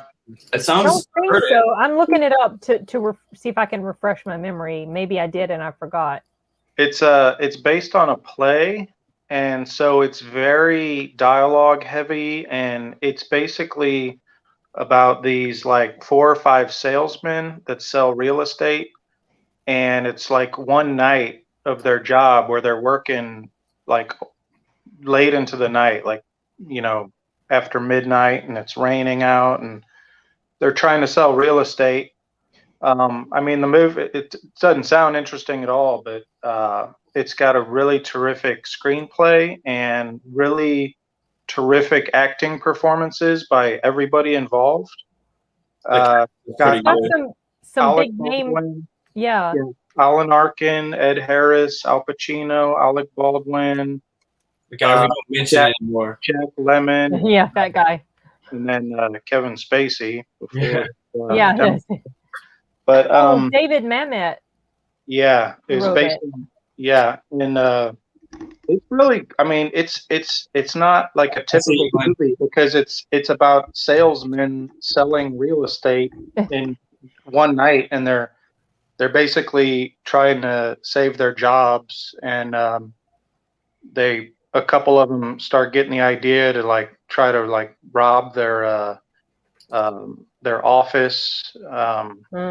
It's really got great dialogue and character development and character arc and interaction. Definitely check it out if you're into watching acting performances and dialogue heavy films. I definitely like a lot of stuff that he has worked on. Have you ever heard the? It's got the. Have you ever heard of "Always Be Closing"? That line. Yeah, sales. No, I haven't. No, I haven't heard of that one. That's what that's from. Is Alec Baldwin's character? He has this speech, and I think he's only in the movie for like 12 minutes, and I believe he won Best Supporting Actor. Wow! Oh, wow! Did he? Wow. Yeah, he's a guy that comes in from like their corporate office and basically rips them all and tells them all they're going to be fired if they don't go out and sell all this land, and they're like shady, salesmen. And yeah, I think he won like Best Supporting Actor for a really small scene. It's crazy. I want to tell Glenn, because I can't type in the chat, so I just want to tell Glenn, if you just type Koyaan, it should pop up the rest. It's Kotze. Koyaan should pull it up. I was going to try to look it up too. And during that film, they said that the other actors, when they had their off days, they were so competitive about trying to one up each other, and such admiration of each other that they would come in on their off days when they weren't shooting just to watch the other actors. Yeah. So everyone, I think, was really at the top of their game and trying to outact everybody else. But I think Jack Lemmon was actually the best in that movie. But really good. I don't think I have. I recognize all the names involved, but I don't think I have ever seen this. The poster of it almost makes it look like there's some obviously there's some sort of crime stuff happening, because it looks like a fractured glass with like a bullet hole in it. Okay. That's just the poster. It like makes you think it's some sort of crime or element is at play. Yeah, I mean, I don't want to like say too much. Spoil it, yeah. Okay. It's basically about desperate salesmen that will do whatever they need to do. Tactics that they'll go to, kind of like cutthroat type of people. They said that this is considered a classic film. Yeah, I mean, it's not a movie that made a lot of money probably, but it's critically acclaimed, and I think it's highly rated. So, and it's short. It's probably like 90 minutes. Really quick movie. The kind of movie that you sit down and watch, and it feels like it was like 45 minutes. It doesn't feel like time's passed at all. Right. I definitely checked it out. Right into it. Okay. See what I meant when I was talking about finding out about films you never heard about. Yeah, I never heard of that one either. Well, I never heard about it till like 2009 when I got Netflix, and back when it was on there. Back when they would like before streaming, and they would like mail you the DVD. Yes, that was way back when I used to have them too. Those were the days, I tell you. Yeah, people on the internet had told me to watch it, and I went through this phase where I was like renting movies I had never seen. So yeah, I hadn't heard of it either. Huh. I want to say something I feel responsible, since I mentioned Koyaanisqatsi. It used to be free on YouTube, and I was looking to watch it the other day, and it's not free on YouTube anymore, but there is someone who has it posted, and the whole movie is backwards. And because it's an experimental type documentary, you can't tell that for a while. So don't go watching it on YouTube. It's a weird, you shouldn't watch it in backwards. It messes. You mean like it's flipped or it's in reverse? It's in reverse. Like you can't tell for a while, because the movie's like visually so different, and there's not a lot of humans moving, and until they get to some humans moving, and you're like, wait, that doesn't look right. So I started watching it, and I was like, it seems different. And then after I was like, this is backwards. So don't watch it on YouTube. Did anybody ever see? Okay, this was the year that the movie Of Mice and Men with John Malkovich and Gary Sinise came out. Yeah. Had you guys ever seen that? Man, I feel like I did, but I forgot. I don't know. I don't remember it if I did see it. I remember I had to read it in school, and then years later, because they've made it, it's been in movie. I think the movie version I saw at the time when we had to read it in school was the one that had maybe Randy Quaid in it. I think he's the one that played the John Malkovich character. And I think the one that they made in 92 is probably better. I still don't like I don't like the story. I'm not a huge fan of the movie, but that's just not because the movie's bad or the characters were terrible. It's just, it's not my type of thing. It's so freaking depressing. Yeah. So, but I'd forgotten that it came out in 92. Did you guys, did anyone talk about Death Becomes Her? It's a good movie. No, we haven't. That's the one with Meryl Streep, right? Meryl Streep and Bruce Willis. Okay. The only thing I remember about that was that Meryl Streep's head ends up getting turned around, right? Yes. Yeah. That's the only thing I remember about that movie. It's a weird, like, I don't want to say horror comedy, but almost like, yeah, I don't know what to say, because it had like Addams Family, like weird stuff like that, where kind of weird fantasy stuff happens, but it's a comedy. Right. But like, yeah, people's head get turned around and stuff like that. Oh, like, Goldie Hawn was in it. Yeah, Goldie Hawn and Meryl Streep are the two women, and Bruce Willis. And Bruce Willis, it's kind of worth watching for that, because he plays like a nerdy guy. Like, he's got glasses. I think he's kind of balding, like not bald, but balding with glasses, and he acts really like unsure of himself, and he's really funny. It's so unlike him. It's like the opposite of Bruce Willis. Bruce Willis. And I haven't seen that. A lot of these I haven't seen for a long time, but that movie I remember it being really funny. And I remember Bruce Willis being surprised by his performance too. I have only seen that once, and the only thing I remembered was Meryl Streep with her head twisted backwards. Oh yeah, that's right. 92, the animated Batman series. Oh yeah, 92. I watched that. Yeah. I watched that on. That was a really good series. That wasn't a Saturday morning. That was an afternoon. That was an after school show. I remember. That's right. Yeah, it did used to come on in the afternoon. I was wanting to jump, onto the TV show aspect. There was, the animated series with Mark Hamill as the Joker. Kevin Conroy as Batman. Yep. Mm-hmm. And it was a very, also, just like the movies, a pretty noirish cartoon. Yeah.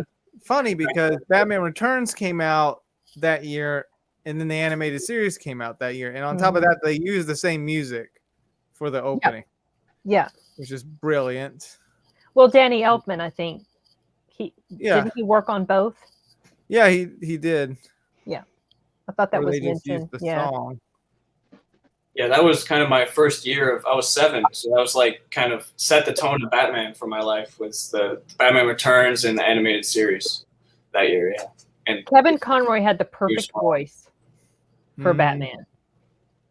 I mean, it was really nice to be able to go to his panel when he came to our con here, yeah. It's kind of sad too, like some of the stuff he said about his life was also about his father. Yeah, about his dad and this, but yeah, it was a sad story. He was talking about a scene from I want to say a Phantom Menace, but that's not it. It's Mask of the Phantasm. Yeah, right? Mask of the Phantasm. Have you seen that movie, Joe? Uh-uh. Were you not into the Batman animated stuff? No, not really. No, we're just like talking about stuff that he has no interest in. It's okay. Isn't there a similar one with Jack Nicholson? I don't know. Is that ringing a bell with you, Joe? Similar to Death Becomes Her? I don't know. I'm drawing a blank too. I don't know. Have any of you guys heard of the show MP? No. Melrose Place? Oh, yes. MP. I think that was so that was a spin-off of 90210, I believe, correct? Oh. Yeah, it was either a spin-off or it was basically in that same vein. I think it was basically older people, like early 20s, yeah, mid-20s people. but still all the sort of silly drama that went on in 90210. Yeah. I think it was like another Aaron Spelling production. Yes. Yeah, it was. It was. And then there it was pretty popular at the time. There was Mad About You. Have you heard of that one? Oh yeah, Paul Reiser and Helen Slater, right? Helen Hunt. Helen Hunt. Listen to me, Helen Slater. Yeah, that was on for a long time. It was. Kind of like, you know, Seinfeld, that one of them early 90s sitcom type. But I mean, it was about a married couple, not really Seinfeld, but. Then there was The Real World. Have you heard of that one? Yes, but I forgot who's in it. That thing went from 92 all the way to 2019. Wait. Yeah. Was that one of those reality? They put like 7 people in a house together and they would film them. Yeah, that. Was that on MTV, right? Yeah. Yes, I remember that. Yeah, like the first few seasons, I think, were really, really good and like groundbreaking. I mean, that was arguably like the beginning of reality TV, I guess. I think so too. Yep. And then eventually it got to the point where like you could tell everything was being like forced and concocted, kind of staged. Yeah. But I think the first season or 2 was real, I guess. I have a vague memory of seeing. I saw some of that in the early 90s, and it was fascinating to me because I'd never seen anything like that before. Now, I very quickly grew tired of that type of format. It's not my favorite at all, but at the time it was so unique and it just drew me in. I was getting pulled into the drama of what was going on with these characters. And I only remember one person from, I don't know what season it was, but it was the early 90s. I bet I can guess. Either Pedro or Puck. Puck. Is Puck the one that had AIDS? No, Pedro died from AIDS. And Pedro had AIDS. Okay, I got the names mixed up, but I remember there was Puck. Okay. Okay, so Puck was like the crazy like bike messenger guy that started with everybody. So I didn't remember the details of him, just his name, but I transplanted Pedro onto him. Yeah, so I remember now you say Pedro. Out of the house. Yeah, they kicked him out of the house and stuff. And but So you say Pedro passed away. When did that happen? Like maybe like a year or 2 after that he was on the show. I mean, when he was on the show, he was like, he had AIDS, and back then it was like pretty much a death sentence. It was just a matter of time, and so his big thing was he was like a speaker, and he would go around saying that he wasn't dying of AIDS, he was living with AIDS. And Pedro Zamora, I think, was his name. But yeah, I mean, stuff like that we had never seen that before. No. Like seeing a real person talk, dying of AIDS on a TV show was crazy. Yeah. And I remember, I think that's probably why I was so drawn into it. And I remember, and I didn't see every episode he was in, but I remember noticing that he didn't seem all that sick looking to me at the time that I was watching it, but that I knew he had this, and that I just couldn't stop watching to see what was going to happen with him and his interactions with the other people. That's funny. I completely forgot what he looked like, and I forgot what Puck looked like, but yeah. Yeah. I mean, they still have like the Real Housewives of Atlanta or stuff like that. I mean, those are all spin-offs of the Real World. It's an offshoot of the Real World? Yeah. Don't they have shows like that? Yes. The Real Housewives of Beverly, the Real Housewives of... All of those shows they all grew out of the Real World. That's where they spawned a whole bunch of that nonsense. So, I mean, that's what they evolved into. Yeah, reality shows. It's easy money. It's also cheap to produce. So, but it's just, I feel like it has ruined so many like networks or like I specifically think of the History Channel when I think of reality TV, because they have all these things on there, like Ice Road Truckers and Pawn Stars and stuff like that, and other things where they're going and investigating in different places. And to me, that is so freaking boring. Yeah. I want to see a good documentary. I don't want to watch Pawn Stars. Yeah. So, I'm not too thrilled about that whole thing. But is this this is probably a kids show, the Big Comfy Couch? Have you heard of that one?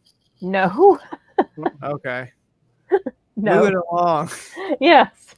Then there was a show called. Yeah. There was a kids show on Nickelodeon called Are You Afraid of the Dark?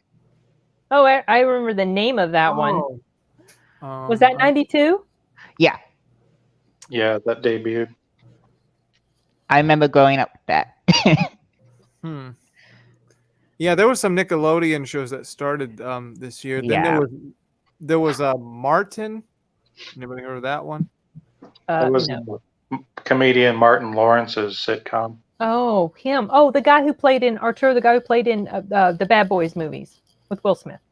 Yeah. Oh, him. Yeah. He's funny.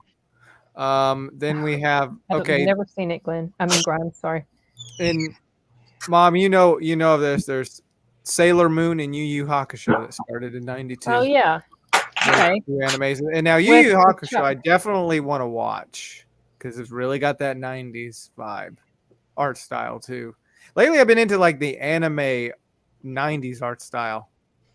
I was gonna say Yu Yu Hakusho is definitely worth a watch. Yeah, it's long, but I've heard it's really good. How long was Chuck in it the entire time? He maybe because the black-haired character, he's with the main guy in his group. And that was his first anime? Or no, it was Dragon Ball. Dragon Ball was his first, and that might have been the second matcher. But I know I remember watching that on Toonami back during the cartoon days when Cartoon Network was Cartoon Network. So yeah, I remember watching some of that. I've never seen either. I remember Sailor Moon though. Yeah, that was big. Corey watched that actually. I don't know if you knew that. Yeah, the Are You Afraid of the Dark looks like an interesting show, but I think maybe I started watching part of it and it just seemed a little bit too kiddie for me, but I might be misremembering. I mean, you like Courage the Cowardly Dog, that was cartoon. Which is weird. I do like Courage the Cowardly Dog. Stupid dog. Are You Afraid of the Dark actually scared me as a kid. I was like, really? Is it scared easy? It's not related to R.L. Stine? No. No? Okay. I don't think so. But he did have a Goosebumps show on Nickelodeon, right? I thought it was Cartoon Network. Oh, was it Cartoon? Cartoon Network, yeah. Okay. You know what's funny? Actually, I took my niece to the library yesterday, and she was like, I want to get Goosebumps books. And I was like, I was reading Goosebumps at your age. Oh, no. And I was trying to get her to read the ones I read. She's like, no, I want the new ones. I don't want those old ones. Oh. Yeah, I had a conversation with some of my coworkers because they were born like in the early 2000s. I'm like, man, you guys have missed some of the greatest stuff that were on television at the time. I feel so old now. We all do. Then there was Heartbeat, another show. Anybody heard of that one? Mm-mm. I don't think so. Beakman's World. Man, yeah, I saw that. I can't remember what that is. That sounds familiar to me, but I don't know what that is either. Beaksman. Or Beak's World, I mean. Like an episodic Corinth, maybe Heart. Yeah. Was it like a competitor show? Okay. Oh. Yeah. And then Adventures in Wonderland, another show. It's a Disney show, actually. Absolutely Fabulous. Oh, that seems. That was the two ladies from England. Yeah, I was going to say, is that the British ladies? It was a comedy show, yeah.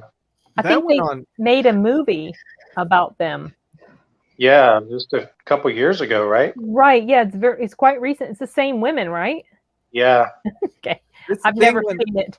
It went on from 92 to 2012, about 20 years. Wow. What was the premise?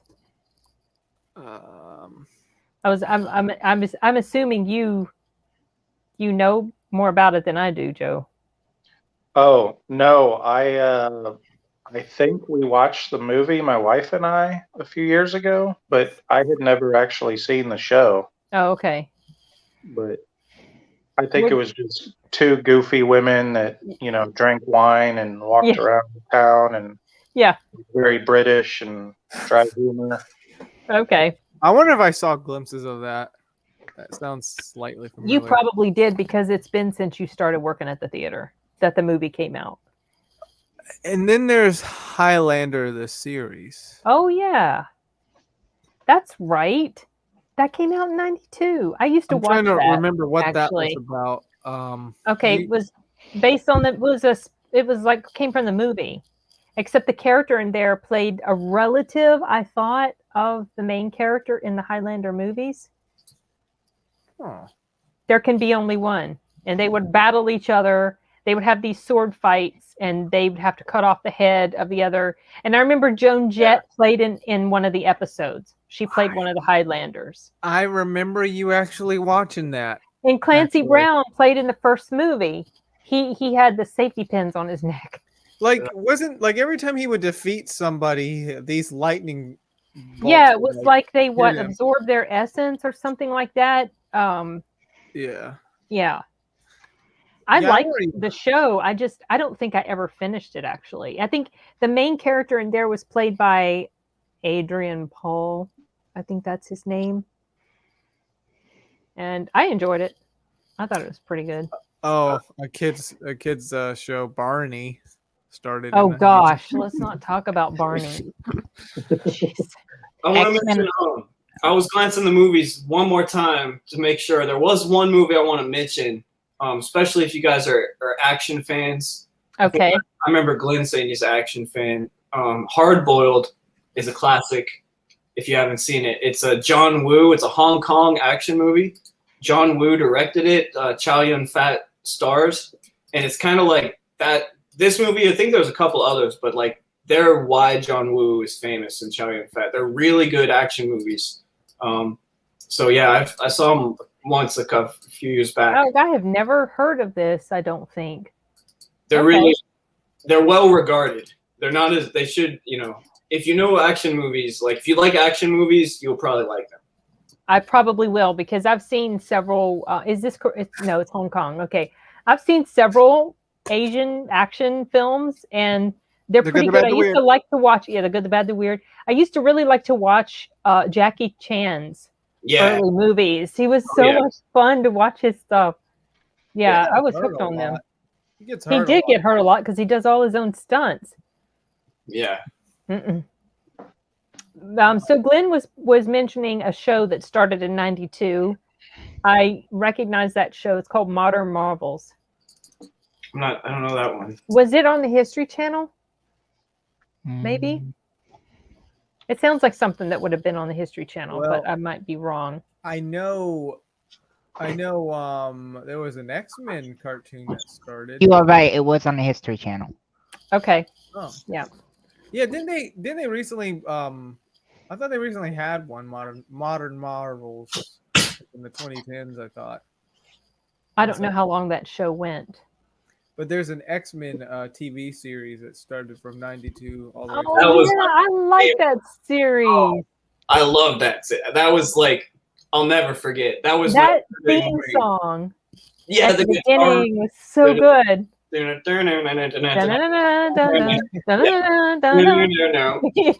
I actually started rewatching that when we got Disney Plus. That was the first thing I was looking at, like, what does Disney Plus have? And I had that, and I started. I had to go back. I didn't finish it, but I lived for that on Saturday morning. Saturday morning cartoons were the best. That was like, and it aired at 11 a.m. or 10 a.m. It was like the last cartoon of Saturday morning cartoons. So it'd wait through. Right. Save the best for last. Yeah. Oh man. Yeah. I loved it. It got me into the X-Men. Another thing, like with the Batman, like that, to me, X-Men is those X-Men. Like those, that's the X-Men to me. Like, yeah. Well, those were the X-Men when I read X-Men. Back when I read comics, when I was, like quite young. And that's one of the reasons I enjoyed that show, because that had all my characters in it. Storm. Storm was the way she was, and the way she had that, like the cape type under her. Yeah, I love that. She was so awesome. I loved her. Yeah, and I love Rogue. Beast. Rogue, yeah. Gambit's my favorite. I love Gambit. Yeah. Oh, Gambit, with the cards. There was the one X-Men cartoon that started in the early 2000s, 2003 or so. I remember watching that one. I don't remember what that one was. I was too old, or I was 18, so I was not watching. Not as into it. Yeah. We never talked about My Cousin Benny too much. I think the most that's been talked about has been in the comments section. I never saw that one. I can't remember I remember the controversy when, what's her name? Marissa Tomei? Yeah, when she won. The urban legend that it was a mistake and it was supposed to go to somebody else. Oh, wow. Yeah. Did you not hear that? That there was, like, people I remember. She won Best Actress, right? Or supporting actress or something, but there was like there were a lot of people were surprised.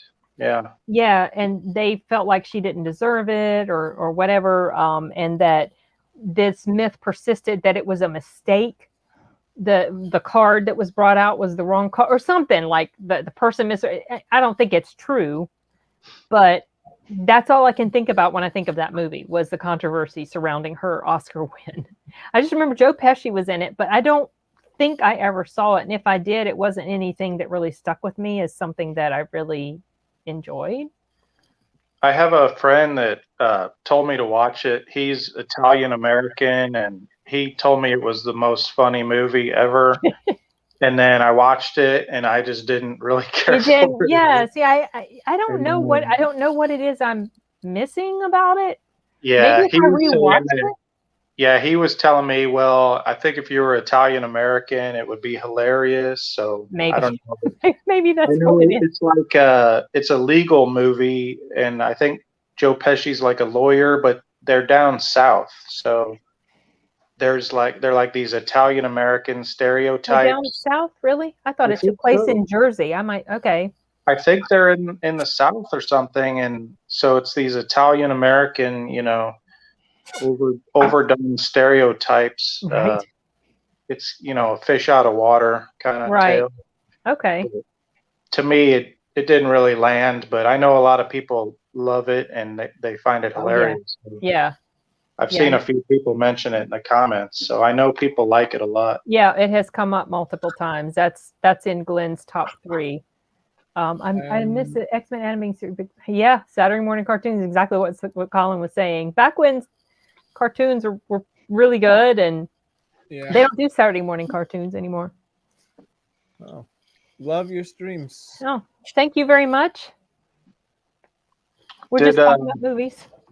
HBO had a couple really good series start this year. I don't know if anyone watched them, but Def Comedy Jam and the Larry Sanders Show. The Larry Sanders from the 80s? I heard of the Larry Sanders show. The old Larry Sanders show? Yeah, from way back. Yeah, he was airing old shows. I thought you mean new shows. No, I think you're talking about 92, right? He's talking about one. You're thinking of the Gary Shandling show, right? Oh, yes, I am. No, wait, the Larry Sanders show is Gary Shandling. Yeah. Yeah, okay. I watched that whole thing. It's awesome. It's really that premiered in 92. Okay. I really like that. That's probably my favorite show of the year. Just because I know I watched it a few years ago. It holds up today. I think it was ahead of its time, that kind of comedy. There's a lot of shows that kind of copied that format, right? Yeah, I think so. That's kind of similar to the Office type thing, or? I'm not really. It's not like they talk to the camera, but I don't know what it was. I don't think it had a laugh track. Okay. I think it was just behind the scenes of a guy who hosts a late night talk show, and just all the funny stuff that kind of happens behind the scenes. Okay. real life than so much stuff back then felt so staged, you know. But it felt more like it was behind the curtain. Yeah. Yeah, like real adult comedy, but also kind of silly. And yeah, that I always thought, like, I never understood why Gary Shandling was, people was like, oh, he's so funny. But when I watched that, it's good. And oh man, who's the other guy who's really funny? Hank, Jeffrey Tambor. Yes, Jeffrey Tambor. Jeffrey Tambor. Okay. Oh, he's his like sidekick who sits on the couch. You know, he's so funny. Yeah, he was the funniest in that show. And then there was another dude too who was in it a lot. I can't remember. Rip Torn, the producer. Yeah, Rip Torn. Rip Torn. Yeah, those were the three. Yeah, Tambor, Torn, and Shandling. And yeah, that's the other thing too is it had so many good celebrity guests. That's what really is like gets you to keep watching it because you're kind of like, oh, this guy's on it now, or you know, like, and they were kind of in on the, you know, you'd get to see them behind the scenes kind of. So yeah, that's a really good show. That's really worth watching for comedy fans. I had forgotten all about that. Yeah, it was a fake show, but they would have, you know, like Robin Williams would be on, or playing himself. Yeah, being Robin Williams. Yeah, but you know, it would be like because it was a talk show they were doing, like Jay Leno, right, like yeah. But yeah, it was for the show, so yeah. But it wouldn't be like. It would be more like, oh, they cut to commercial and then Larry leans over and Robin Williams whispers something to him, you know, hilarious and dirty. Right. So it's kind of like that. It was like, this is what's behind the curtain of the show. Right. Yeah. I'd forgotten that was the premise. I remember feeling like it was in an office type setting, but I forgot he was a late night. I think that was the very first time I ever saw him in anything. And then, of course, he shows up in a Marvel movie, and I'm like, oh, him? Yeah, he just passed away about 4 or 5 years ago. A few years ago.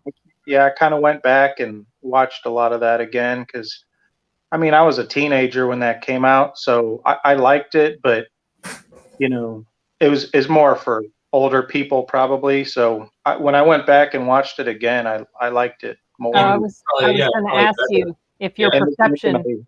Yeah, it's definitely held up. Oh, I would watch it again. It's been long enough. I'd watch it again. Is it even on any platform?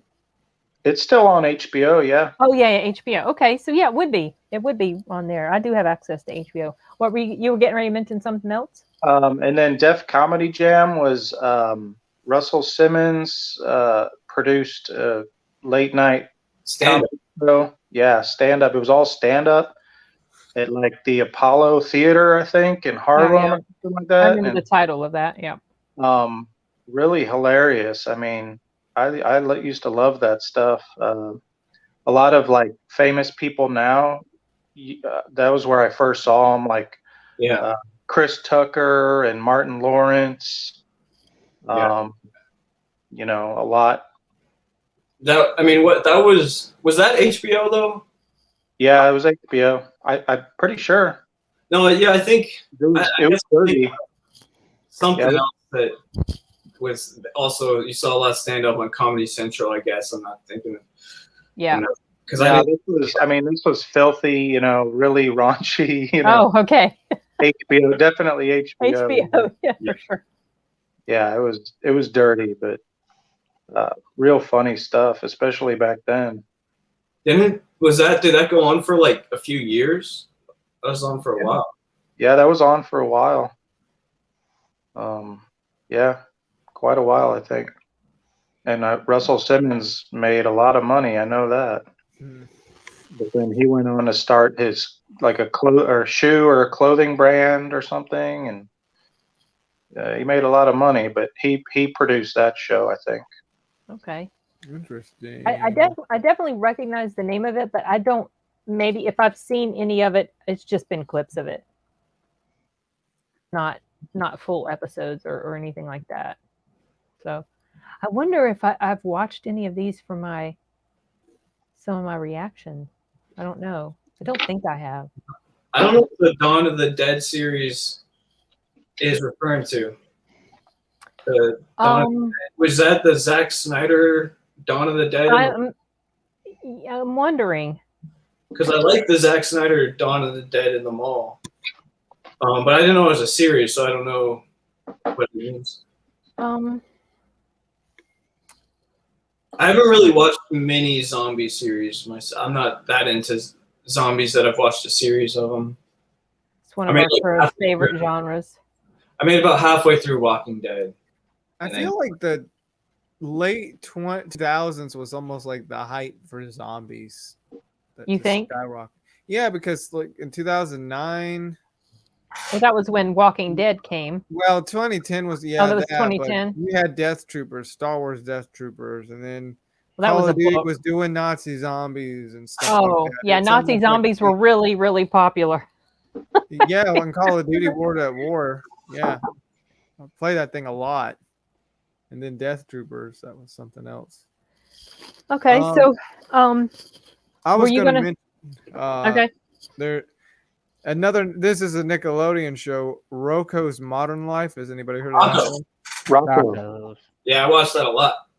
Okay, I've heard of it. I don't think I've seen it. That was back when kids' cartoons were weird. Yeah. Experimental, I would say. Yeah. Yeah, it was. I liked it.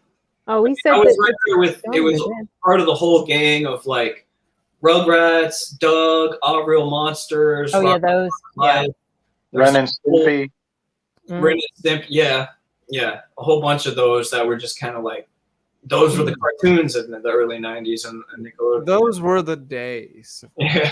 Yep. Then there's Conan the Adventurer. Heard of that one? I don't think I watched that. A cartoon, Conan? It looks like a cartoon. Lasted 92 to 93. Never saw that one. Zombies, popular dinosaurs, and the aliens. Yeah, he's got all the different eras figured out there. The what? Oh, I was just responding to that comment. I think the 2000s was, to me, 2000 was zombies and vampires. I felt like both of those, they had their moment where they kind of really spiked. Yeah. I just remember in the late 2000s, it was a big spike with zombies because stuff was just coming out. Zombie this, zombie that, zombie this, Star Wars zombies that. Oh, and was that when that really gory, was it a Norwegian? Oh, yeah, Dead Snow. Yeah, Dead Snow. Was that in the late 2000s as well? That was, late 2000s. Remember, he found one of the trailers? And it was like whenever they're waiting for those zombies to start coming at him, it started playing Ode the Joy. Oh yeah. That was such a violent movie. It was so gnarly. The second one's pretty good. I haven't seen the second one, I don't think. Yeah, because the first one ends in this really bad cliffhanger, and then the second one picks up right after that. Oh, okay. Which, I thought for a while, like, oh, a bad ending. Okay. You never knew what happened. You assumed. And then here comes the second movie. Well, I might have started watching the second one, but I never finished because I think the guy at the end of the first one, he ends up in a hospital or something. Yeah, second movie in the trailer, they accidentally give him the hand of the zombies hand by accident. Dead Snow, yep. It was very, very gory. There's something called Comic View. Anybody heard of that one? Mm-mm. What about Forever Night? Oh, wait a second. That sounds familiar. Forever Night? Yes. It's about vampire. Yeah. Vampire. Yeah, I think so. I used to watch that whenever I had access to a TV. Did you like it? I liked it at the time, but maybe if I rewatched it, I would think it was terrible. Because that was almost 30 years ago. It's got like a 7.6 on IMDb. It was enjoyable. What was it called? It was called Forever Night, Knight. I think he was a detective. Are you looking at the premise of it, Arturo? I think he was a detective, an investigator, but he was also a vampire. Yeah, Nick Knight is a 800-year. Yeah, it was Nick at Night, one of those Nick at Night series that they used to show. I think another one was called Silk Stockings. So it's Nick Knight is an 800-year-old vampire working as a homicide detective. on the gravy. Oh, okay. His name was Nick Knight. K-N-I-G-H-T. So I was thinking Nick at Night. No. I thought there was. Okay. Forget what I just said. Toronto. Okay, so it's a vampire detective. That's He's nice. a detective, yeah. Anyone heard of Dog City? Dog City? Yeah, it's a cartoon. Dog City. No. I haven't. Has anyone? We got a question here. Has anyone seen Art the Clown? I don't know. No, I haven't heard of that at all. Didn't Power Rangers start this year? Oh, jeez. I don't know. Did it? Not sure. I thought it was old, more recent than that, but maybe I don't know. Then there's something here called Ben Stiller Show. Oh, gosh, I heard that, or I never saw that, but I remember reading and hearing that was a pretty funny. Actually, like for I never saw it either. Good comedians were a part of it, writing it. I kind of want to see it if I could. I've heard good things about it. Was it like sketch comedy or was it a talk show? Let me see. I don't remember. I think it's one of those. Ben Stiller hosts. Sounded right. He hosts, produces, directs, and co-writes parodies of movies. It was a comedy variety show that specialized in parodies of movies and television shows and commercials. And often they would have a special guest join them. Yeah, I'd probably like that, but I never saw it back then. But I like that. Was a long time ago. In a galaxy far. Live TV from 85 plus channels. Okay. Whoa, what's that? You said Dog City. I'm investigating. Oh. Something about Dog City. Then there's Goof Troop. Oh, I love Goof Troop with Goofy and his son. Oh, that. Yeah. I love the Goofy movie, and I definitely watched Goof Troop a lot. Oh my goodness. Men Behaving Badly. I've heard of that, but I don't think I've seen it. And then there's The Real World Skeletons or Real World Skeletons. Does that tie into the real world, Joe? I guess it's only had 13 episodes. Oh, it didn't last long. Yes, I do watch British stuff. I do. I don't know if that was a question to everybody. Yes, we do. Sherlock. Oh, that's the first one that comes to mind. Sherlock. I've seen a lot of British stuff. Others. Yeah. Oh, Sherlock was great. The new one with Benedict Cumberbatch. Gosh, I wish they'd come back and make more. Man, Martin Freeman is one of my favorite actors. He's so good. Who you said? Martin Freeman? Yeah. Oh yeah, I like him. He's really good. And then there's Dateline. Oh, Dateline. That. Oh, the new 92. Wow. Yeah. Minutes. Okay. Dateline. I like that.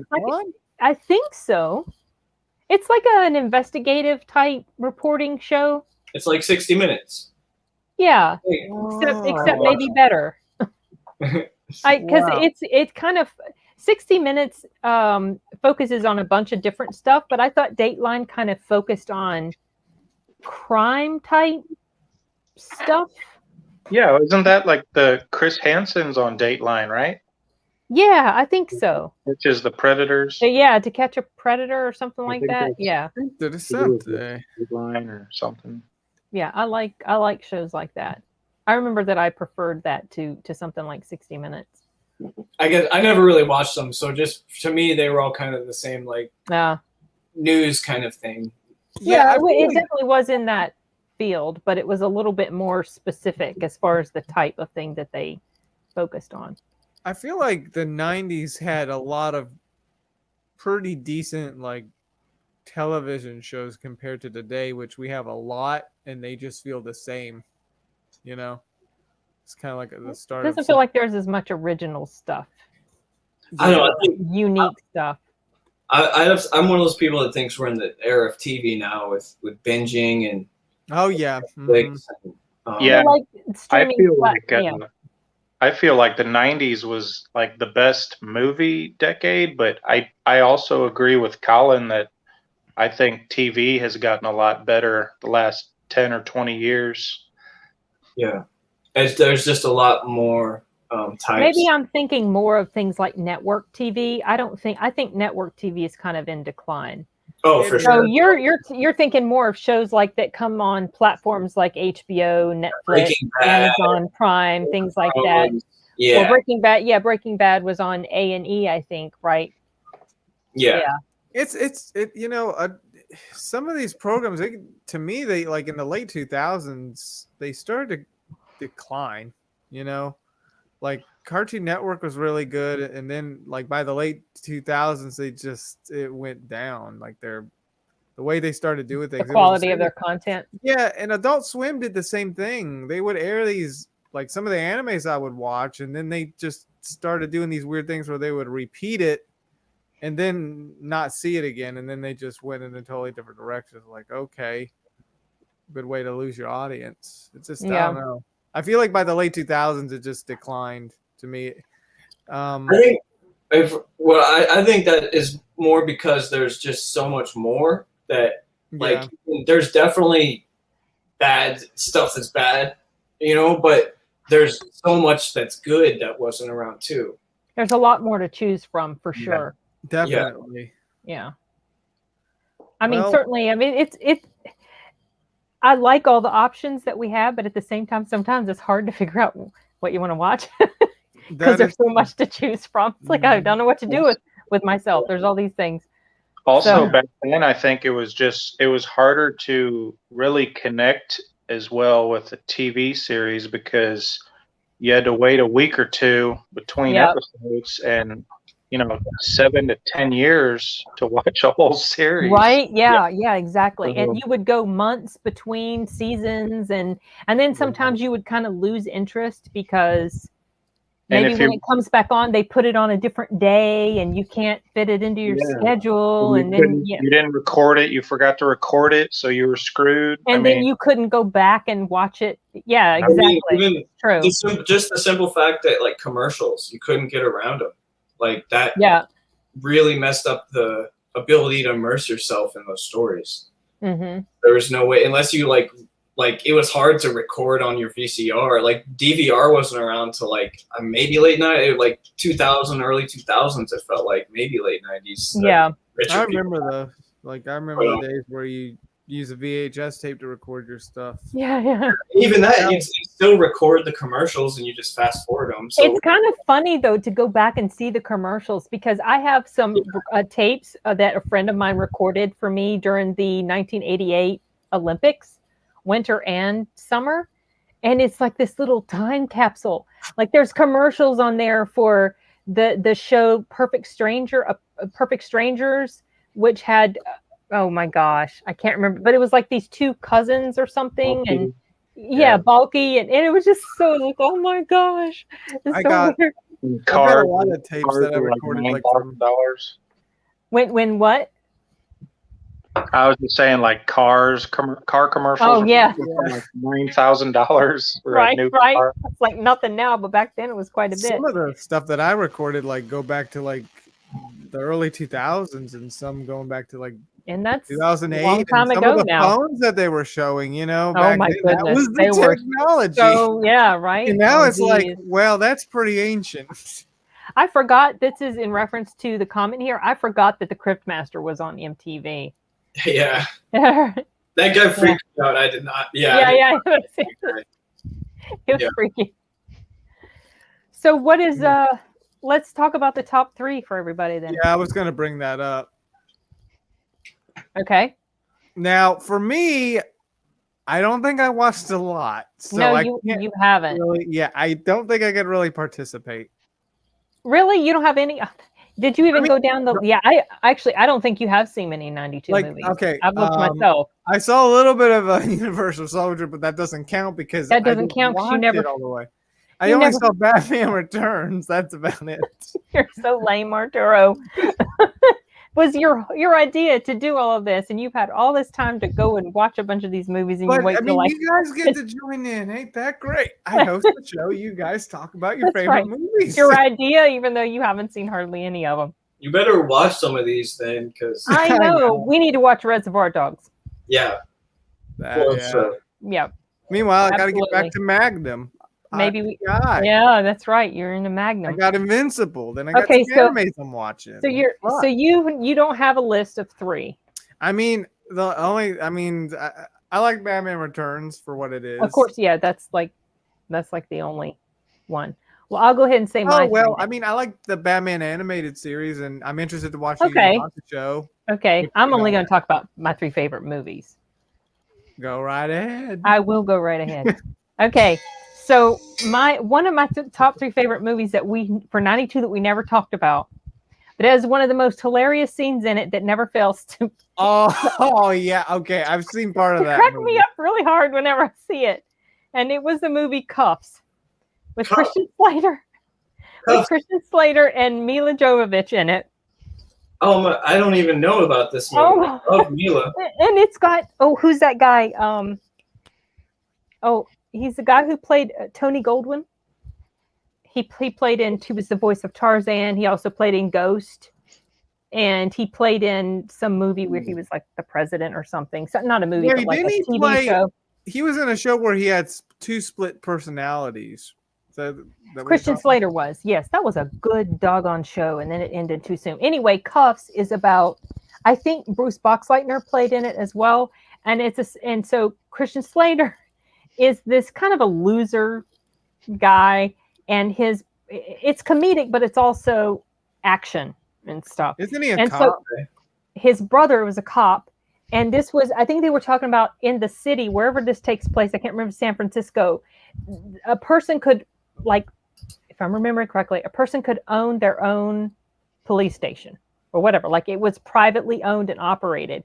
And so his brother owned this one, and then his brother gets killed, and he ends up stepping in to take over the police station. And so it's a story of like how he's trying to figure that all out. And then he's got this romance going on with Mila Jovovich, and he finds out she's pregnant with his baby, and he's like, so he's really immature and doesn't want to, settle down or anything like that. So that sort of stuff is going on. But then there's also these bad guys that he's dealing with. But the scene that's really, you guys need to watch the scene. You should watch the movie just for this scene. There's been a shootout in his house, and so then there's a knock at his door, and he's just had this shootout, and he's thinking it's another bad guy, and really it wasn't a bad guy. It was like a banker or accountant or something that was coming. It was one of the detectives. I thought. No, it wasn't. It was some business guy coming to talk to him, I think, about the business of the place, the police station. And so when he opens the door, he's got his gun and he points it. And the way this business guy reacts to the gun being pointed at him, he just like. Just thinking about it, you're. Can I do the motion? It's so funny. Can I do the motion? Can I show them how he fell over? He's got a briefcase in his hand, and he goes like this. He raises his arms up, and then he like makes this really stupid noise. He's like, He's like, yeah. And then he falls over sideways. I don't know why that. See, I'm crying. See, I didn't come to see it. That's awesome. Anyway, it's funny. If you know Christian Slater, if you're familiar with his style, he's very Christian Slater-ish in this movie. And Tony Goldwyn is really good in here. There's a really funny scene in there where Christian Slater has drugged him because he wants to kind of get rid of him because Tony Goldwyn's a cop. And he's tagging along with him, and Christian Slater does not want him to be there with him. And so he slips him some stuff in his coffee or something, and then it hits him right as he's going up the steps. And the physical comedy in that scene is hilarious. You guys really should watch that movie if you can get your hands on it. So that's one of my top 3. I've never seen it all the way. Part of it. So it was so good. And then, of course, one of my other top 3 is Universal Soldier, which you guys have all heard about that. You probably know the premise of that. And then another one, which we did not talk about at all, it's called Shining Through, which surprisingly is one of my top 3 because it's a little sappy. It's got Melanie Griffith and Michael Douglas in it, and she plays somebody who goes she plays a spy. She goes into Nazi Germany. This takes place during World War II. Forgot about that one. Michael Douglas plays like this military guy, and she's someone who can speak, like her family is German, so she can speak German, and so she goes to pose as like, I don't know, like a nanny to Liam Neeson's kids. He's like some general guy. And so she's doing all this spying stuff, and Jolie Richardson is in there as well. And there's, like I said, kind of little sappy romancy stuff, but I like the story just because, and I didn't think I would, because I'm not crazy about Melanie Griffith, but there was something about it I really enjoyed. So those are my top 3. Cool. Yeah, I remember seeing some of that movie. I remember like the one scene where she's like in the city during an air raid, sort of, and there was like a zebra. Was it a zebra?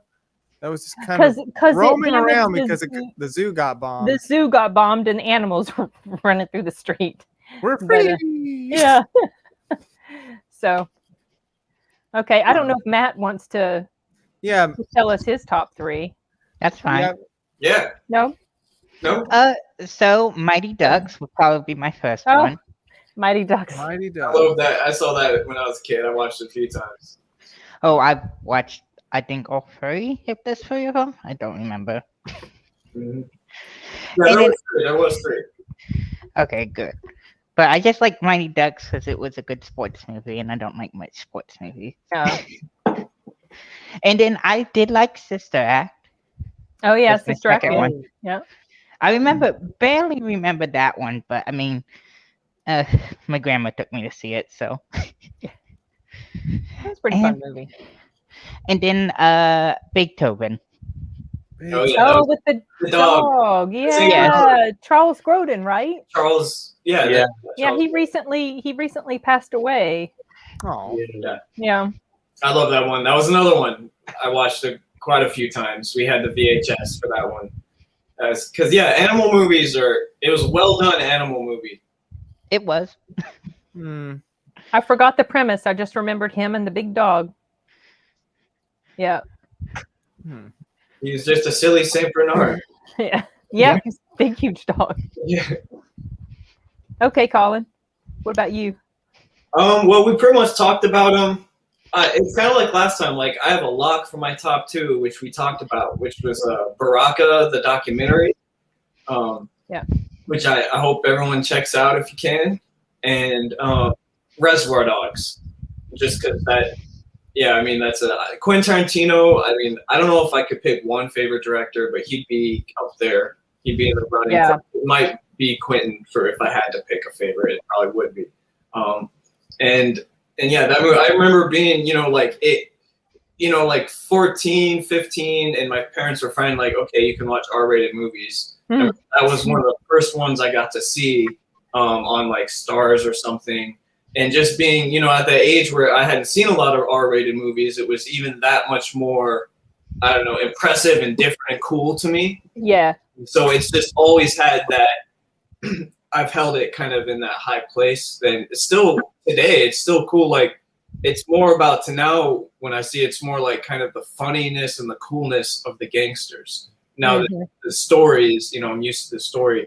And that's, I think, why it holds up, like they say with Tarantino's dialogue and the characters. Like, even the story's really cool the first time, and the different time frame, the way it's all chopped up, it's really cool. But then even once you know how it's going, it's just, like, well done and interesting characters and dialogue. So, yeah, I gotta say Reservoir Dogs. And then number 3, I really don't know. I mean, there's a few that I feel like Alien 3, possibly. Even though I don't like as much the first 2, it's still good. Like, I'd still watch it again. And Army of Darkness is the same. That holds up, I think. It's been a while since I've seen it, but it's funny and cool. So, I don't know. There's a few, but nothing that I feel like has to. You're solid, yeah. Yeah. Those 2 I mentioned have to be. They're like all time. Yeah, we did talk about Candyman. We did touch on Candyman a bit. I don't remember exactly when, but we did talk about that in the Bees earlier. Yeah, it's been about 2 hours since we started this. I know, that's why we're wrapping it up. So, Joe, what's your top 3? If I could just shout out a couple others before I do my top 3. Yeah, honorable mentions. these are just movies that were on like my big list that we didn't really talk about. But White Men Can't Jump, I really liked. Oh yeah, someone mentioned that in the comments. Yeah. There was a movie that a lot of people might not have seen, but it was kind of fun, with Eddie Murphy called The Distinguished Gentleman, where he played a politician. And it was funny because the way he got elected was there was an incumbent in the district with a real common name like Thomas Johnson or something like that, who had gotten voted in for like the last 20 years, and he died. And Eddie Murphy had the same name, and he was kind of a swindler, and he went in and registered as whatever the part, I can't remember what party he was in, but registered for that slot with the same name. And then it showed the people going to vote, and they're like, who do we vote for again? Isn't it Johnson? And they just selected Johnson. Nobody knew that the guy had died. And so Eddie Murphy actually got not elected. And then it's a comedy, but it becomes serious because he gets in as a joke, but then he starts like actually making positive change and stuff. Yeah. So, he starts to take it serious.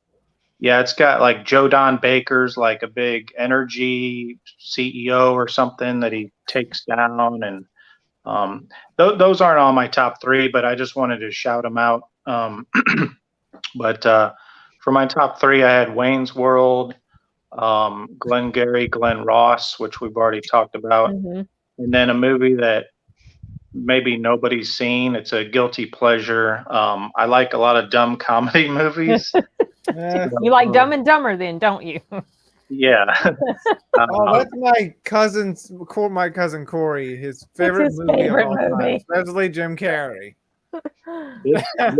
This one is called Class Act, and it had Kid and Play. Yeah, I think I've seen it, or at least the poster. I know what you're talking about. They're the guy with the big hair. Yeah. Kid plays like a genius nerdy kid, and then Play is like the rough bully type. And they basically switch spots in high school, and Play makes Kid take all of the classes and pass all of it and stuff, and or else like beat him up or whatever. But by the end of the movie, Play, who's like the rough bully, ends up meeting a nerdy smart girl, a sweet girl, because he's in all the smart classes now.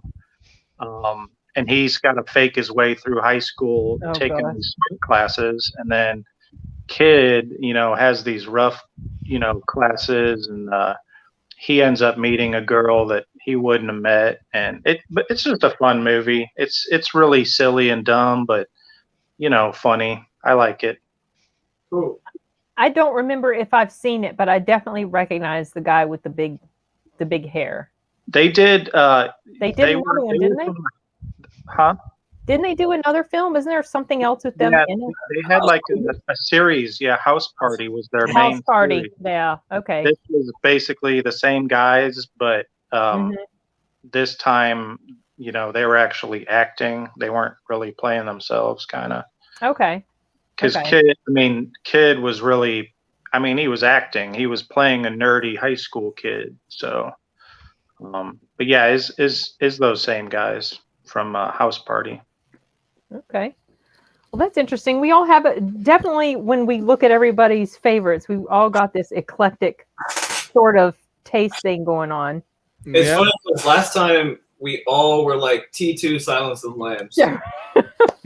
We were like, there really wasn't a whole lot of stuff that kind of stuck out. And even though this year wasn't it's not like super blockbustery, especially for me with the top 10. I like some of the top 10, and there were some other films that I liked. It still felt like there was a little bit more going on in this year than maybe 91. Felt like that to me. Yeah. don't know if that was just my imagination. But it had some good, like, smaller films, like some really good smaller films, if that makes sense. Like the one you were talking about. Yeah, like Glengarry, Glen Ross, and then even Reservoir Dogs was a very low budget film. Yeah, very raw, stripped down. So was El Mariachi. Mm-hmm. Super low budget. Yeah, that was I don't remember if I ever saw it. I might have, but wasn't that Woody Harrelson and Wesley? No, who was Woody Harrelson? Right, was in White Men Can't Jump. Yeah, but who else was in it? I wanted to say Wesley Snipes, but I think I'm confusing that with another movie. Yeah, it's Wesley Snipes. Oh, Wesley Snipes. Okay, all right. I don't remember much about the premise. Never saw them. No.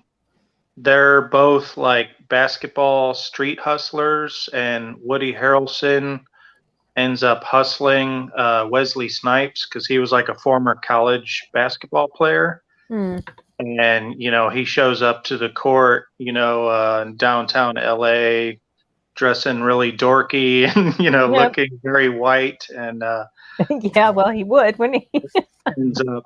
ends up beating Wesley, and then they go in together as a team, like hustling. And it had that girl, Rosie Perez. Yeah, her. That might have been the first time I saw her. Yeah. It's a fun movie. She gets on Jeopardy in that movie. She's really smart. Oh, jeez. Yeah, she ends up on Jeopardy. And I forgot about that. It's a fun movie. That's funny. So it was. Think of Wesley Snipes. I just think of him as Blade. Blade. That's all I see him as, Blade. I know he was in that. He was in that one movie where he was a sniper that was like shooting people. I was actually thinking about that too, but that was several years later. You're thinking about Liberty Down.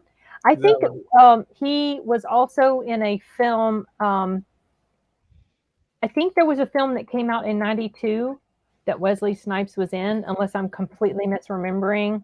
I can't wait to get to 98 to talk about the first Blade. Yeah, it was called Passenger 57. And I saw that movie, and I remember liking the movie at the time, but I couldn't tell you now specifically what the premise is. Maybe something about a plane hijacking or something. I don't remember. Yeah, I gotta say the '90s has got a lot of great films from what I've been seeing so far. A lot that you haven't seen. It's a lot I haven't seen, but they look very interesting. Yeah.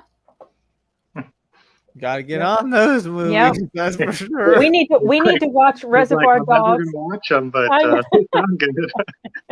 I know for '93, I definitely got to pick one. Like I can only pick to watch one. At least one before you would have time if you watched one every day. You could watch several. But I got other stuff. I know we got other stuff to do, but he tries to watch at least one beforehand. But we definitely need to watch Reservoir Dogs, and then you guys at some point should watch Cuffs and let me know what you think.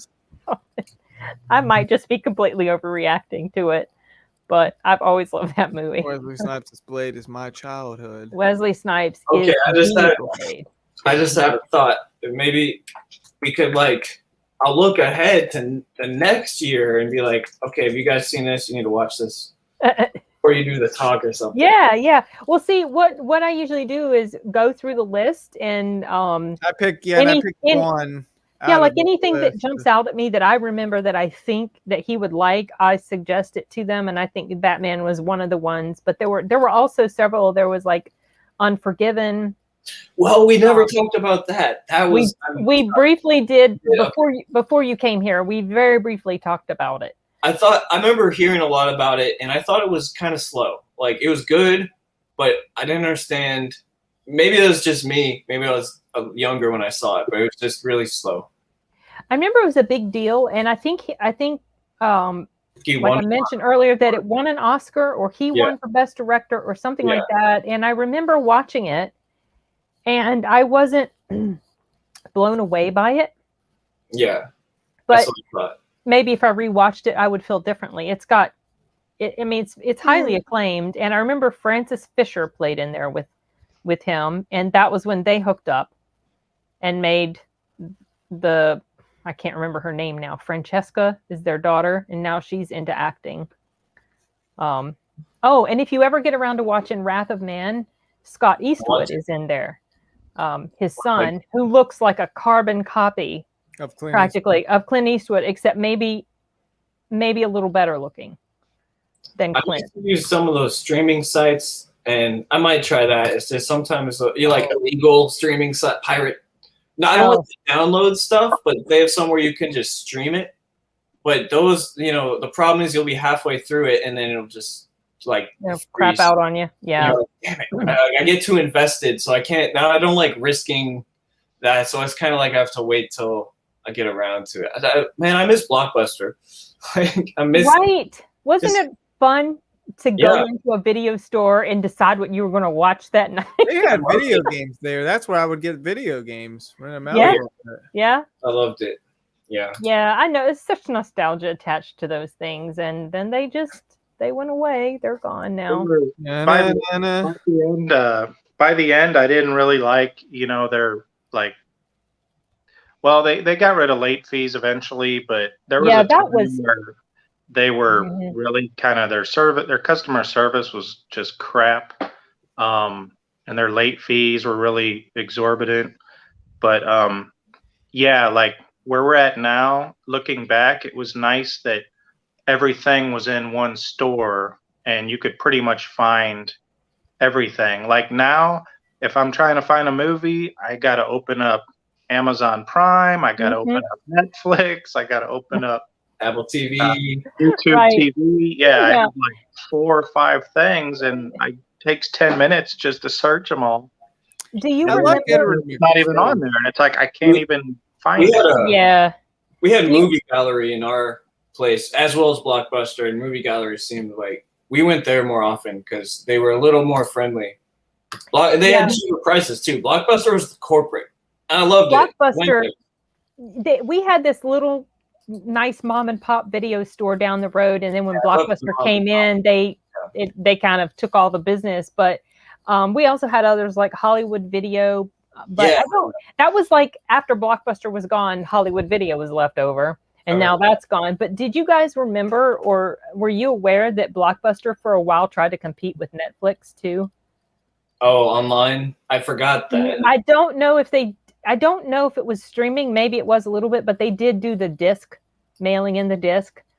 You could rent the disc like you could with Netflix. They tried to copy the model, but I don't remember it. But I was watching something online recently talking about that Blockbuster's demise, and they went over that. And apparently Netflix offered Blockbuster a chance to buy them out for like $40 million back around 2005. Yeah. And Blockbuster like laughed them out of the room and was like, "We're Blockbuster. Who the hell are you?" Oh, who got the last laugh? Because Netflix, they had this vision they could see beyond, and they knew what the future was. I remember kind of poo-pooing the whole idea of streaming initially because I was so used to discs, and also internet wasn't.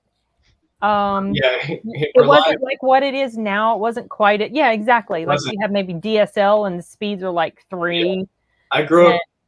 Yeah, with they're trying to get rid of They're trying to get rid of physical medium copies of stuff. Yeah, like they're trying with video games and movies. I just don't know how well that's going to work, though. I mean, we might see that, but I kind of like physicals. I like physicals because sometimes our internet goes down. Yeah, I like being able to have a physical copy of something. Yeah, I like my copies of stuff too. Yeah. Yeah. So. Yep. I do want to mention in '92, what's that guy's name that usually takes someone's music? And Weird Al. Remember that? It's the one where he's like, "What is this song all about?" That was 92. 92. The parody of the Nirvana song. Yes, that is golden. With all the marbles in my mouth. Yeah. What is it? Yeah.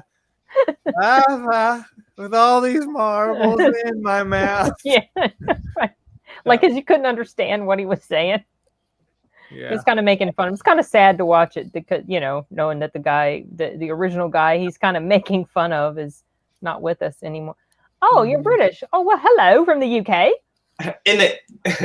You're quite a few hours ahead of us. Oh my goodness. Yeah, you're like late at night. Where's Simon at? Is he? I guess it is late for him. It's kind of surprising he even did it. He usually joins us, and he never wrote me back. I hope he's okay. Maybe he's like on vacation or something. Yeah, and he usually always responds, but Simon. he didn't this time.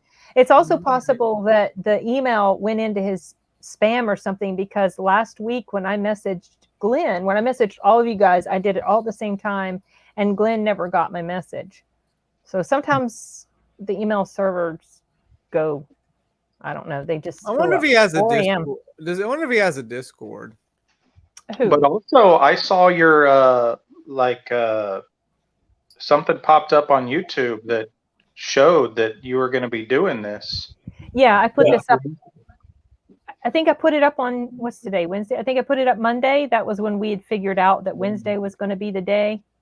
So, yeah, I see that, I think, probably before I even hear from you. So, I mean, he might have seen that too.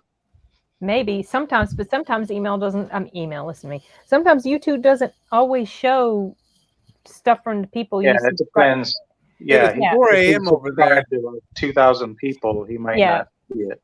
It's kind of I'm subscribed to probably like 30 channels or something. Yeah. I don't always get notifications about stuff like that either. And sometimes if I don't specifically set the reminder, I don't know when some channels that I like to watch have gone live. Well, if he had a Discord and I added him to the server, he'll be able to notice like when we're doing it, because I post there too, just in case. Oh yeah, on your Discord server? I don't know. So he's okay. I wanted to glance at 93 to try to recommend something to Arturo. Okay. Man, it's gonna be hard. I feel like every year there is more and more movies that I'm like, whoa, it's so many, like, to me, like classics almost. Oh, Jurassic Park. But Arturo I've seen that one. Arturo has that one. Oh, The Fugitive. I was gonna say The Fugitive is what I was gonna say. Have you seen The Fugitive? He has not. I don't think so. But you would like that. I think that's the one. I mean, there's a lot, but that's one. If you haven't seen The Fugitive, I'm gonna say that one. Okay, but what else is there? What were you starting to say, Joe? I thought you were starting to say. I think Schindler's List too, right? Yep, I was just looking at that. That's a classic. That's a serious one. That looks depressing. It is depressing. It is depressing. I mean, I'm very familiar with how things went, but I still don't like to see a Holocaust movie that much. Yeah, they are depressing. There was one, and that was Come and See, but that was a different take. Like that wasn't exactly a Holocaust. They consider that a Holocaust because it's not based on the camps. It's based on what they would do when they come to places like villages or something. Just, murder the whole village. That's part of the Holocaust. Yes, I have seen I Saw the Devil. Sorry, I responded to a comment. That was a very good film. It was very violent. Long, and it had, I think I'm thinking of the right movie, where like you wait the whole time to see the devil, finally see him right at the end, the very end. But it's like Korean, because it had some weird stuff in it that was kind of creepy, but also was like, I don't know. Are we thinking about the same movie? I don't know if we are. What year do you think, the one that you're watching, what year, like what decade do you think it came out? Because I Saw the Devil, it's the Korean movie. It's came out sometime in the, I don't know.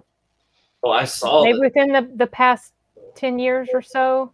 Yeah, I think that's the one I did see. It's got the guy from the Good, the Bad, the Weird in it. He played the bad. In G.I. Joe too. He also played in G.I. Joe, and he also played in Terminator Genesis as the T-1000 character, an Asian version of the T-1000 character. But I Saw the Devil was really good. And there we go. Yeah, Last Action Hero. Arturo, this 93 might be one where you've seen more. Well, tell me what came out besides Last Action Hero, Jurassic Park, Mrs. Doubtfire. That's actually kind of a sad film, actually. I've heard of Schindler's List, but I haven't seen that. Let's see. I've seen Jurassic Park, the Last Action, the one with Arnold, right? That one. Yes. That one. Okay, so I Saw the Devil was 2010. All right, a little bit more than 10 years ago. Wasn't there something else? I saw it a few years back. Demolition Man. Sandlot's like the best kids movie. I mean, if you hadn't seen that. I mean, What's even the name? Wendy Peppercorn. What? What? Wendy Peppercorn. From Sandlot, right? Oh, Yeah. Sandlot. That's the I've crush. heard of that. I don't think I've ever seen that Sandlot. movie. Oh, it's awesome. It's great. a classic, yeah. Let me see. It is. I mean, even though it's a kids movie, I feel like I could still watch it today. It's that kind of like, it makes you just nostalgic for being a kid. Yeah. I think it's set in like the 50s? early 60s or something. Early Yeah. 60s? It feels Maybe like the 50s 50s. or early 60s, yeah. Yeah, it's like an older, it's a throwback. It's so nostalgic in a good way for like the good old days, kind of. It's about a bunch of kids that play baseball. Oh, baseball. It's just Okay. friends. It's just like a kind of like a coming of age. I felt like is it kind of serious and sad? I guess I always kind of thought that's what it was, and so it's not really serious or sad. It's more, I mean, serious than like, it's not for little kids. It just has like a little, heart and story to it. It's like 12-year-olds, I think. Okay. Yeah, it's just about a summer. The new kid makes friends with the baseball kids, Okay. and there's this dog, like this scary neighbor that they never see, and he's got this big junk dog, and so it's fun. Like they tell stories and like camp out, and it's all they go to the pool and they have a crush on Wendy Peppercorn. It's just like it feels like you're a kid. Like that's what I mean. It reminds like a slice of life. It's not dark like Stand By Me was, but it's the same. It's the same kind of age, group, and it's also from the same time period. Yeah, I don't know if I would even say there's really any real sad moments. Just sad in that kind of like nostalgic way, that melancholy. Like I miss it. I can't really think of. Like, I don't think anyone dies in that movie. Like, I don't think. I would describe it. It's like a coming of age, but it's not. It's really only over like one summer, so it's not right. When you say coming of age, you think several years, but it's really just following these kids over a summer, and they learn a little bit about themselves. But it's real light. It's a light movie. Mostly just fun. Yeah, it's mostly just fun. Okay. Yeah, it makes you want to be a kid again. I do like nostalgia. Just the part when all the kids started disappearing and moving away. Oh yeah, but that's like the last 2 minutes though. Oh, okay. And where it's like, where are they now? Yeah. Now you ruined the whole movie for seeing. Thanks, Grimes. Spoiler at the end. Okay, if I'm still going. Terminator comes and kills them all. I'm going with The Fugitive. So Michael Myers. I kind of feel like the most movie of 1993 is Mrs. Doubtfire. Like, I don't know how to say it. That movie is like bigger than Schindler's List. I don't know. It should have been the #1 box office. Like, that's like an all-time huge movie. Okay, it was #2. Okay, yeah, so it was on up there. If you haven't seen it, you have to. It's like Robin Williams' greatest role.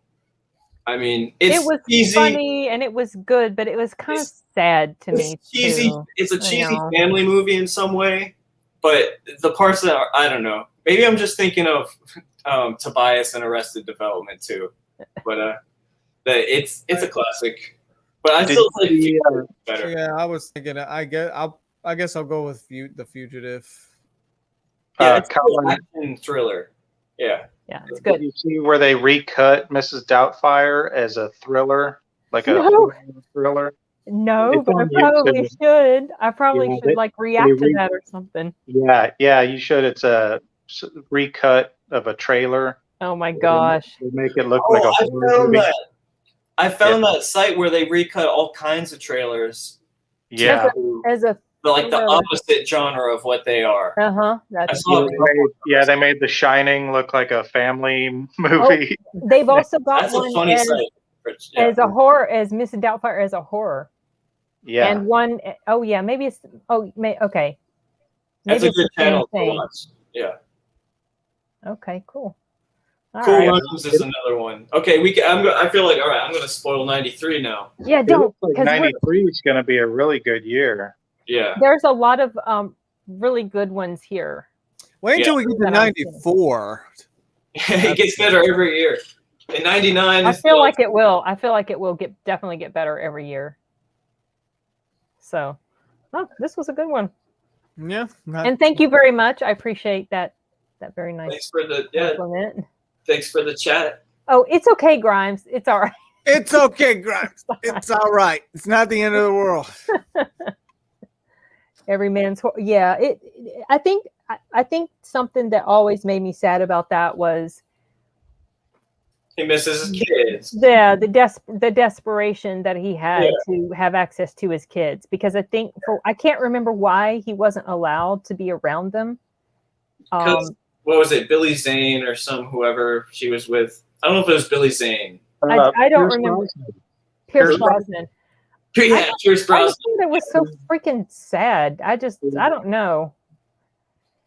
But it's good, but it's sad. And it feels even sadder to me now that Robin Williams is gone. Yeah. Wasn't it like all it was like he didn't have a full-time job or something? So he couldn't so he couldn't see and he was like an artist or something. Yeah, he's like couldn't pay his bills artist or something. Yeah. He loved his kids, but it didn't make a lot of sense to me, but yeah. Yeah, I remember Sally Field's character kind of aggravated me because of that. Like when she told him she wanted the divorce, and then whatever happened that he couldn't be around his kids, so he did this thing. And then how he was presented as this awful, like when things were discovered, like how the reaction to that, I was like, don't you understand? Why don't you understand why he did what he did? Instead, there was just anger. I don't know. Yeah. It's just, it makes me sad. Yeah. So. But it is a good film. It's worth watching, I think, Arturo.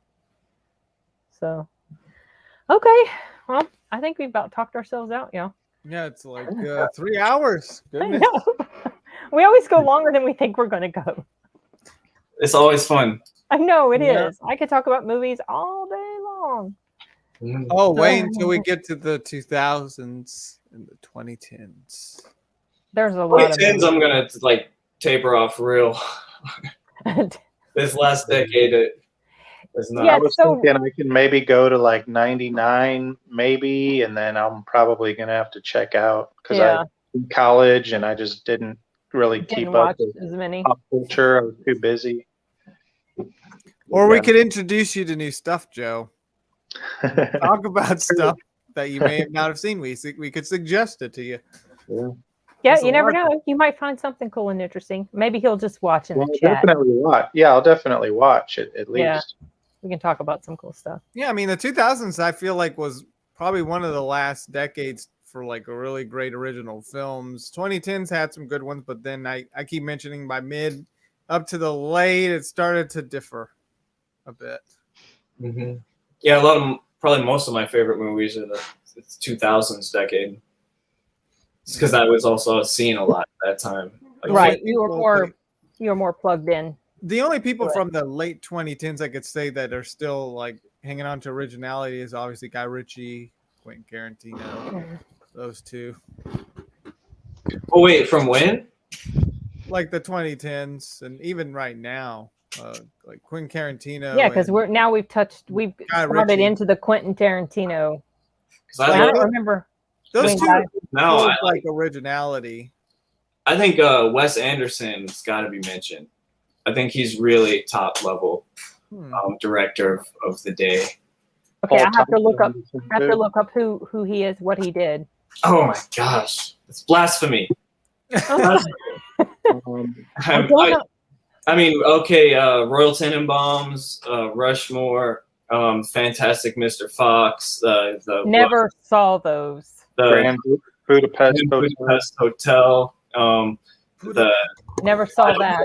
With Steve Zissou, Darjeeling Limited. The one. He's got a few other. He did Moonrise Kingdom. That's the one. Moonrise. I remember seeing the trailers for that and thought it looked pretty good, but I've never seen it. I can't believe you haven't watched Wes Anderson. I think he's probably top 3 directors of today.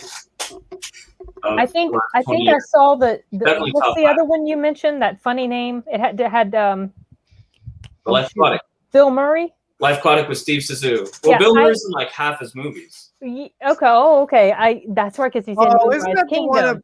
Isn't that the one where there's one movie where like there's a painting in a hotel or something like that? Is that? I think that sounds like. Man, I can't remember that. I don't know. I don't know. Bill Murray's in that one just for a little bit. I'm not sure. It sounds like something. Yeah, it sounds like Wes Anderson. It sounds like it, but I can't place it.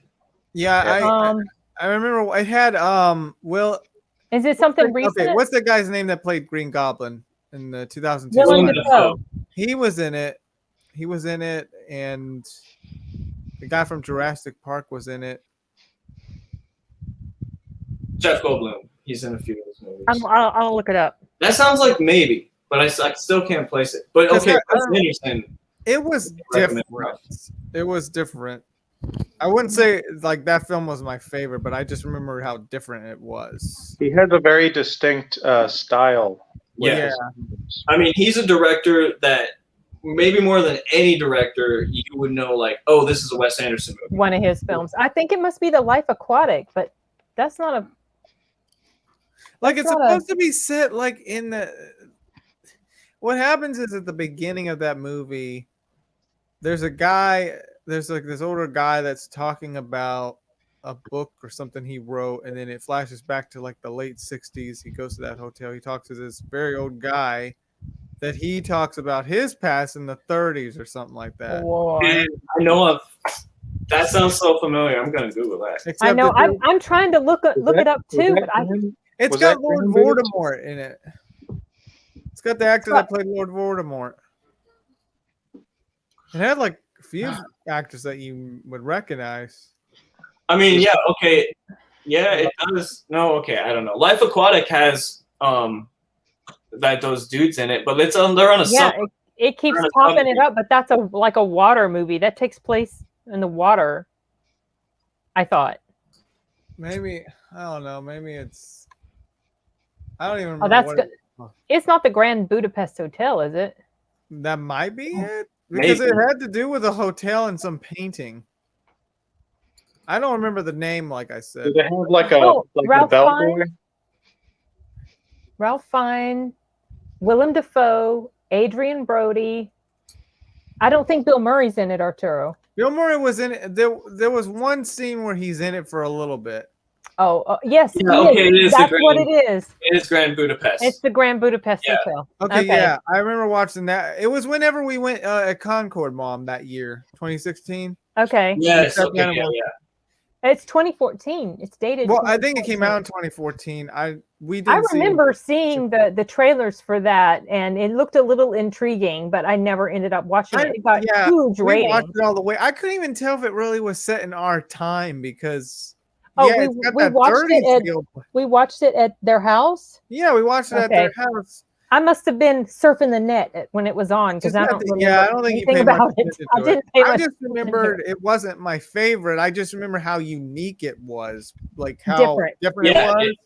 All his movies are like that. That was a really good one, I think. But yeah, they're almost whimsical. They're almost like you're reading like a children's book or something. I don't know. Yeah, but the way he shoots some of the scenes almost look like paintings. Like he frames them very carefully. Yeah, like almost like they're in a dollhouse, sort of. Yeah, like how he shoots it.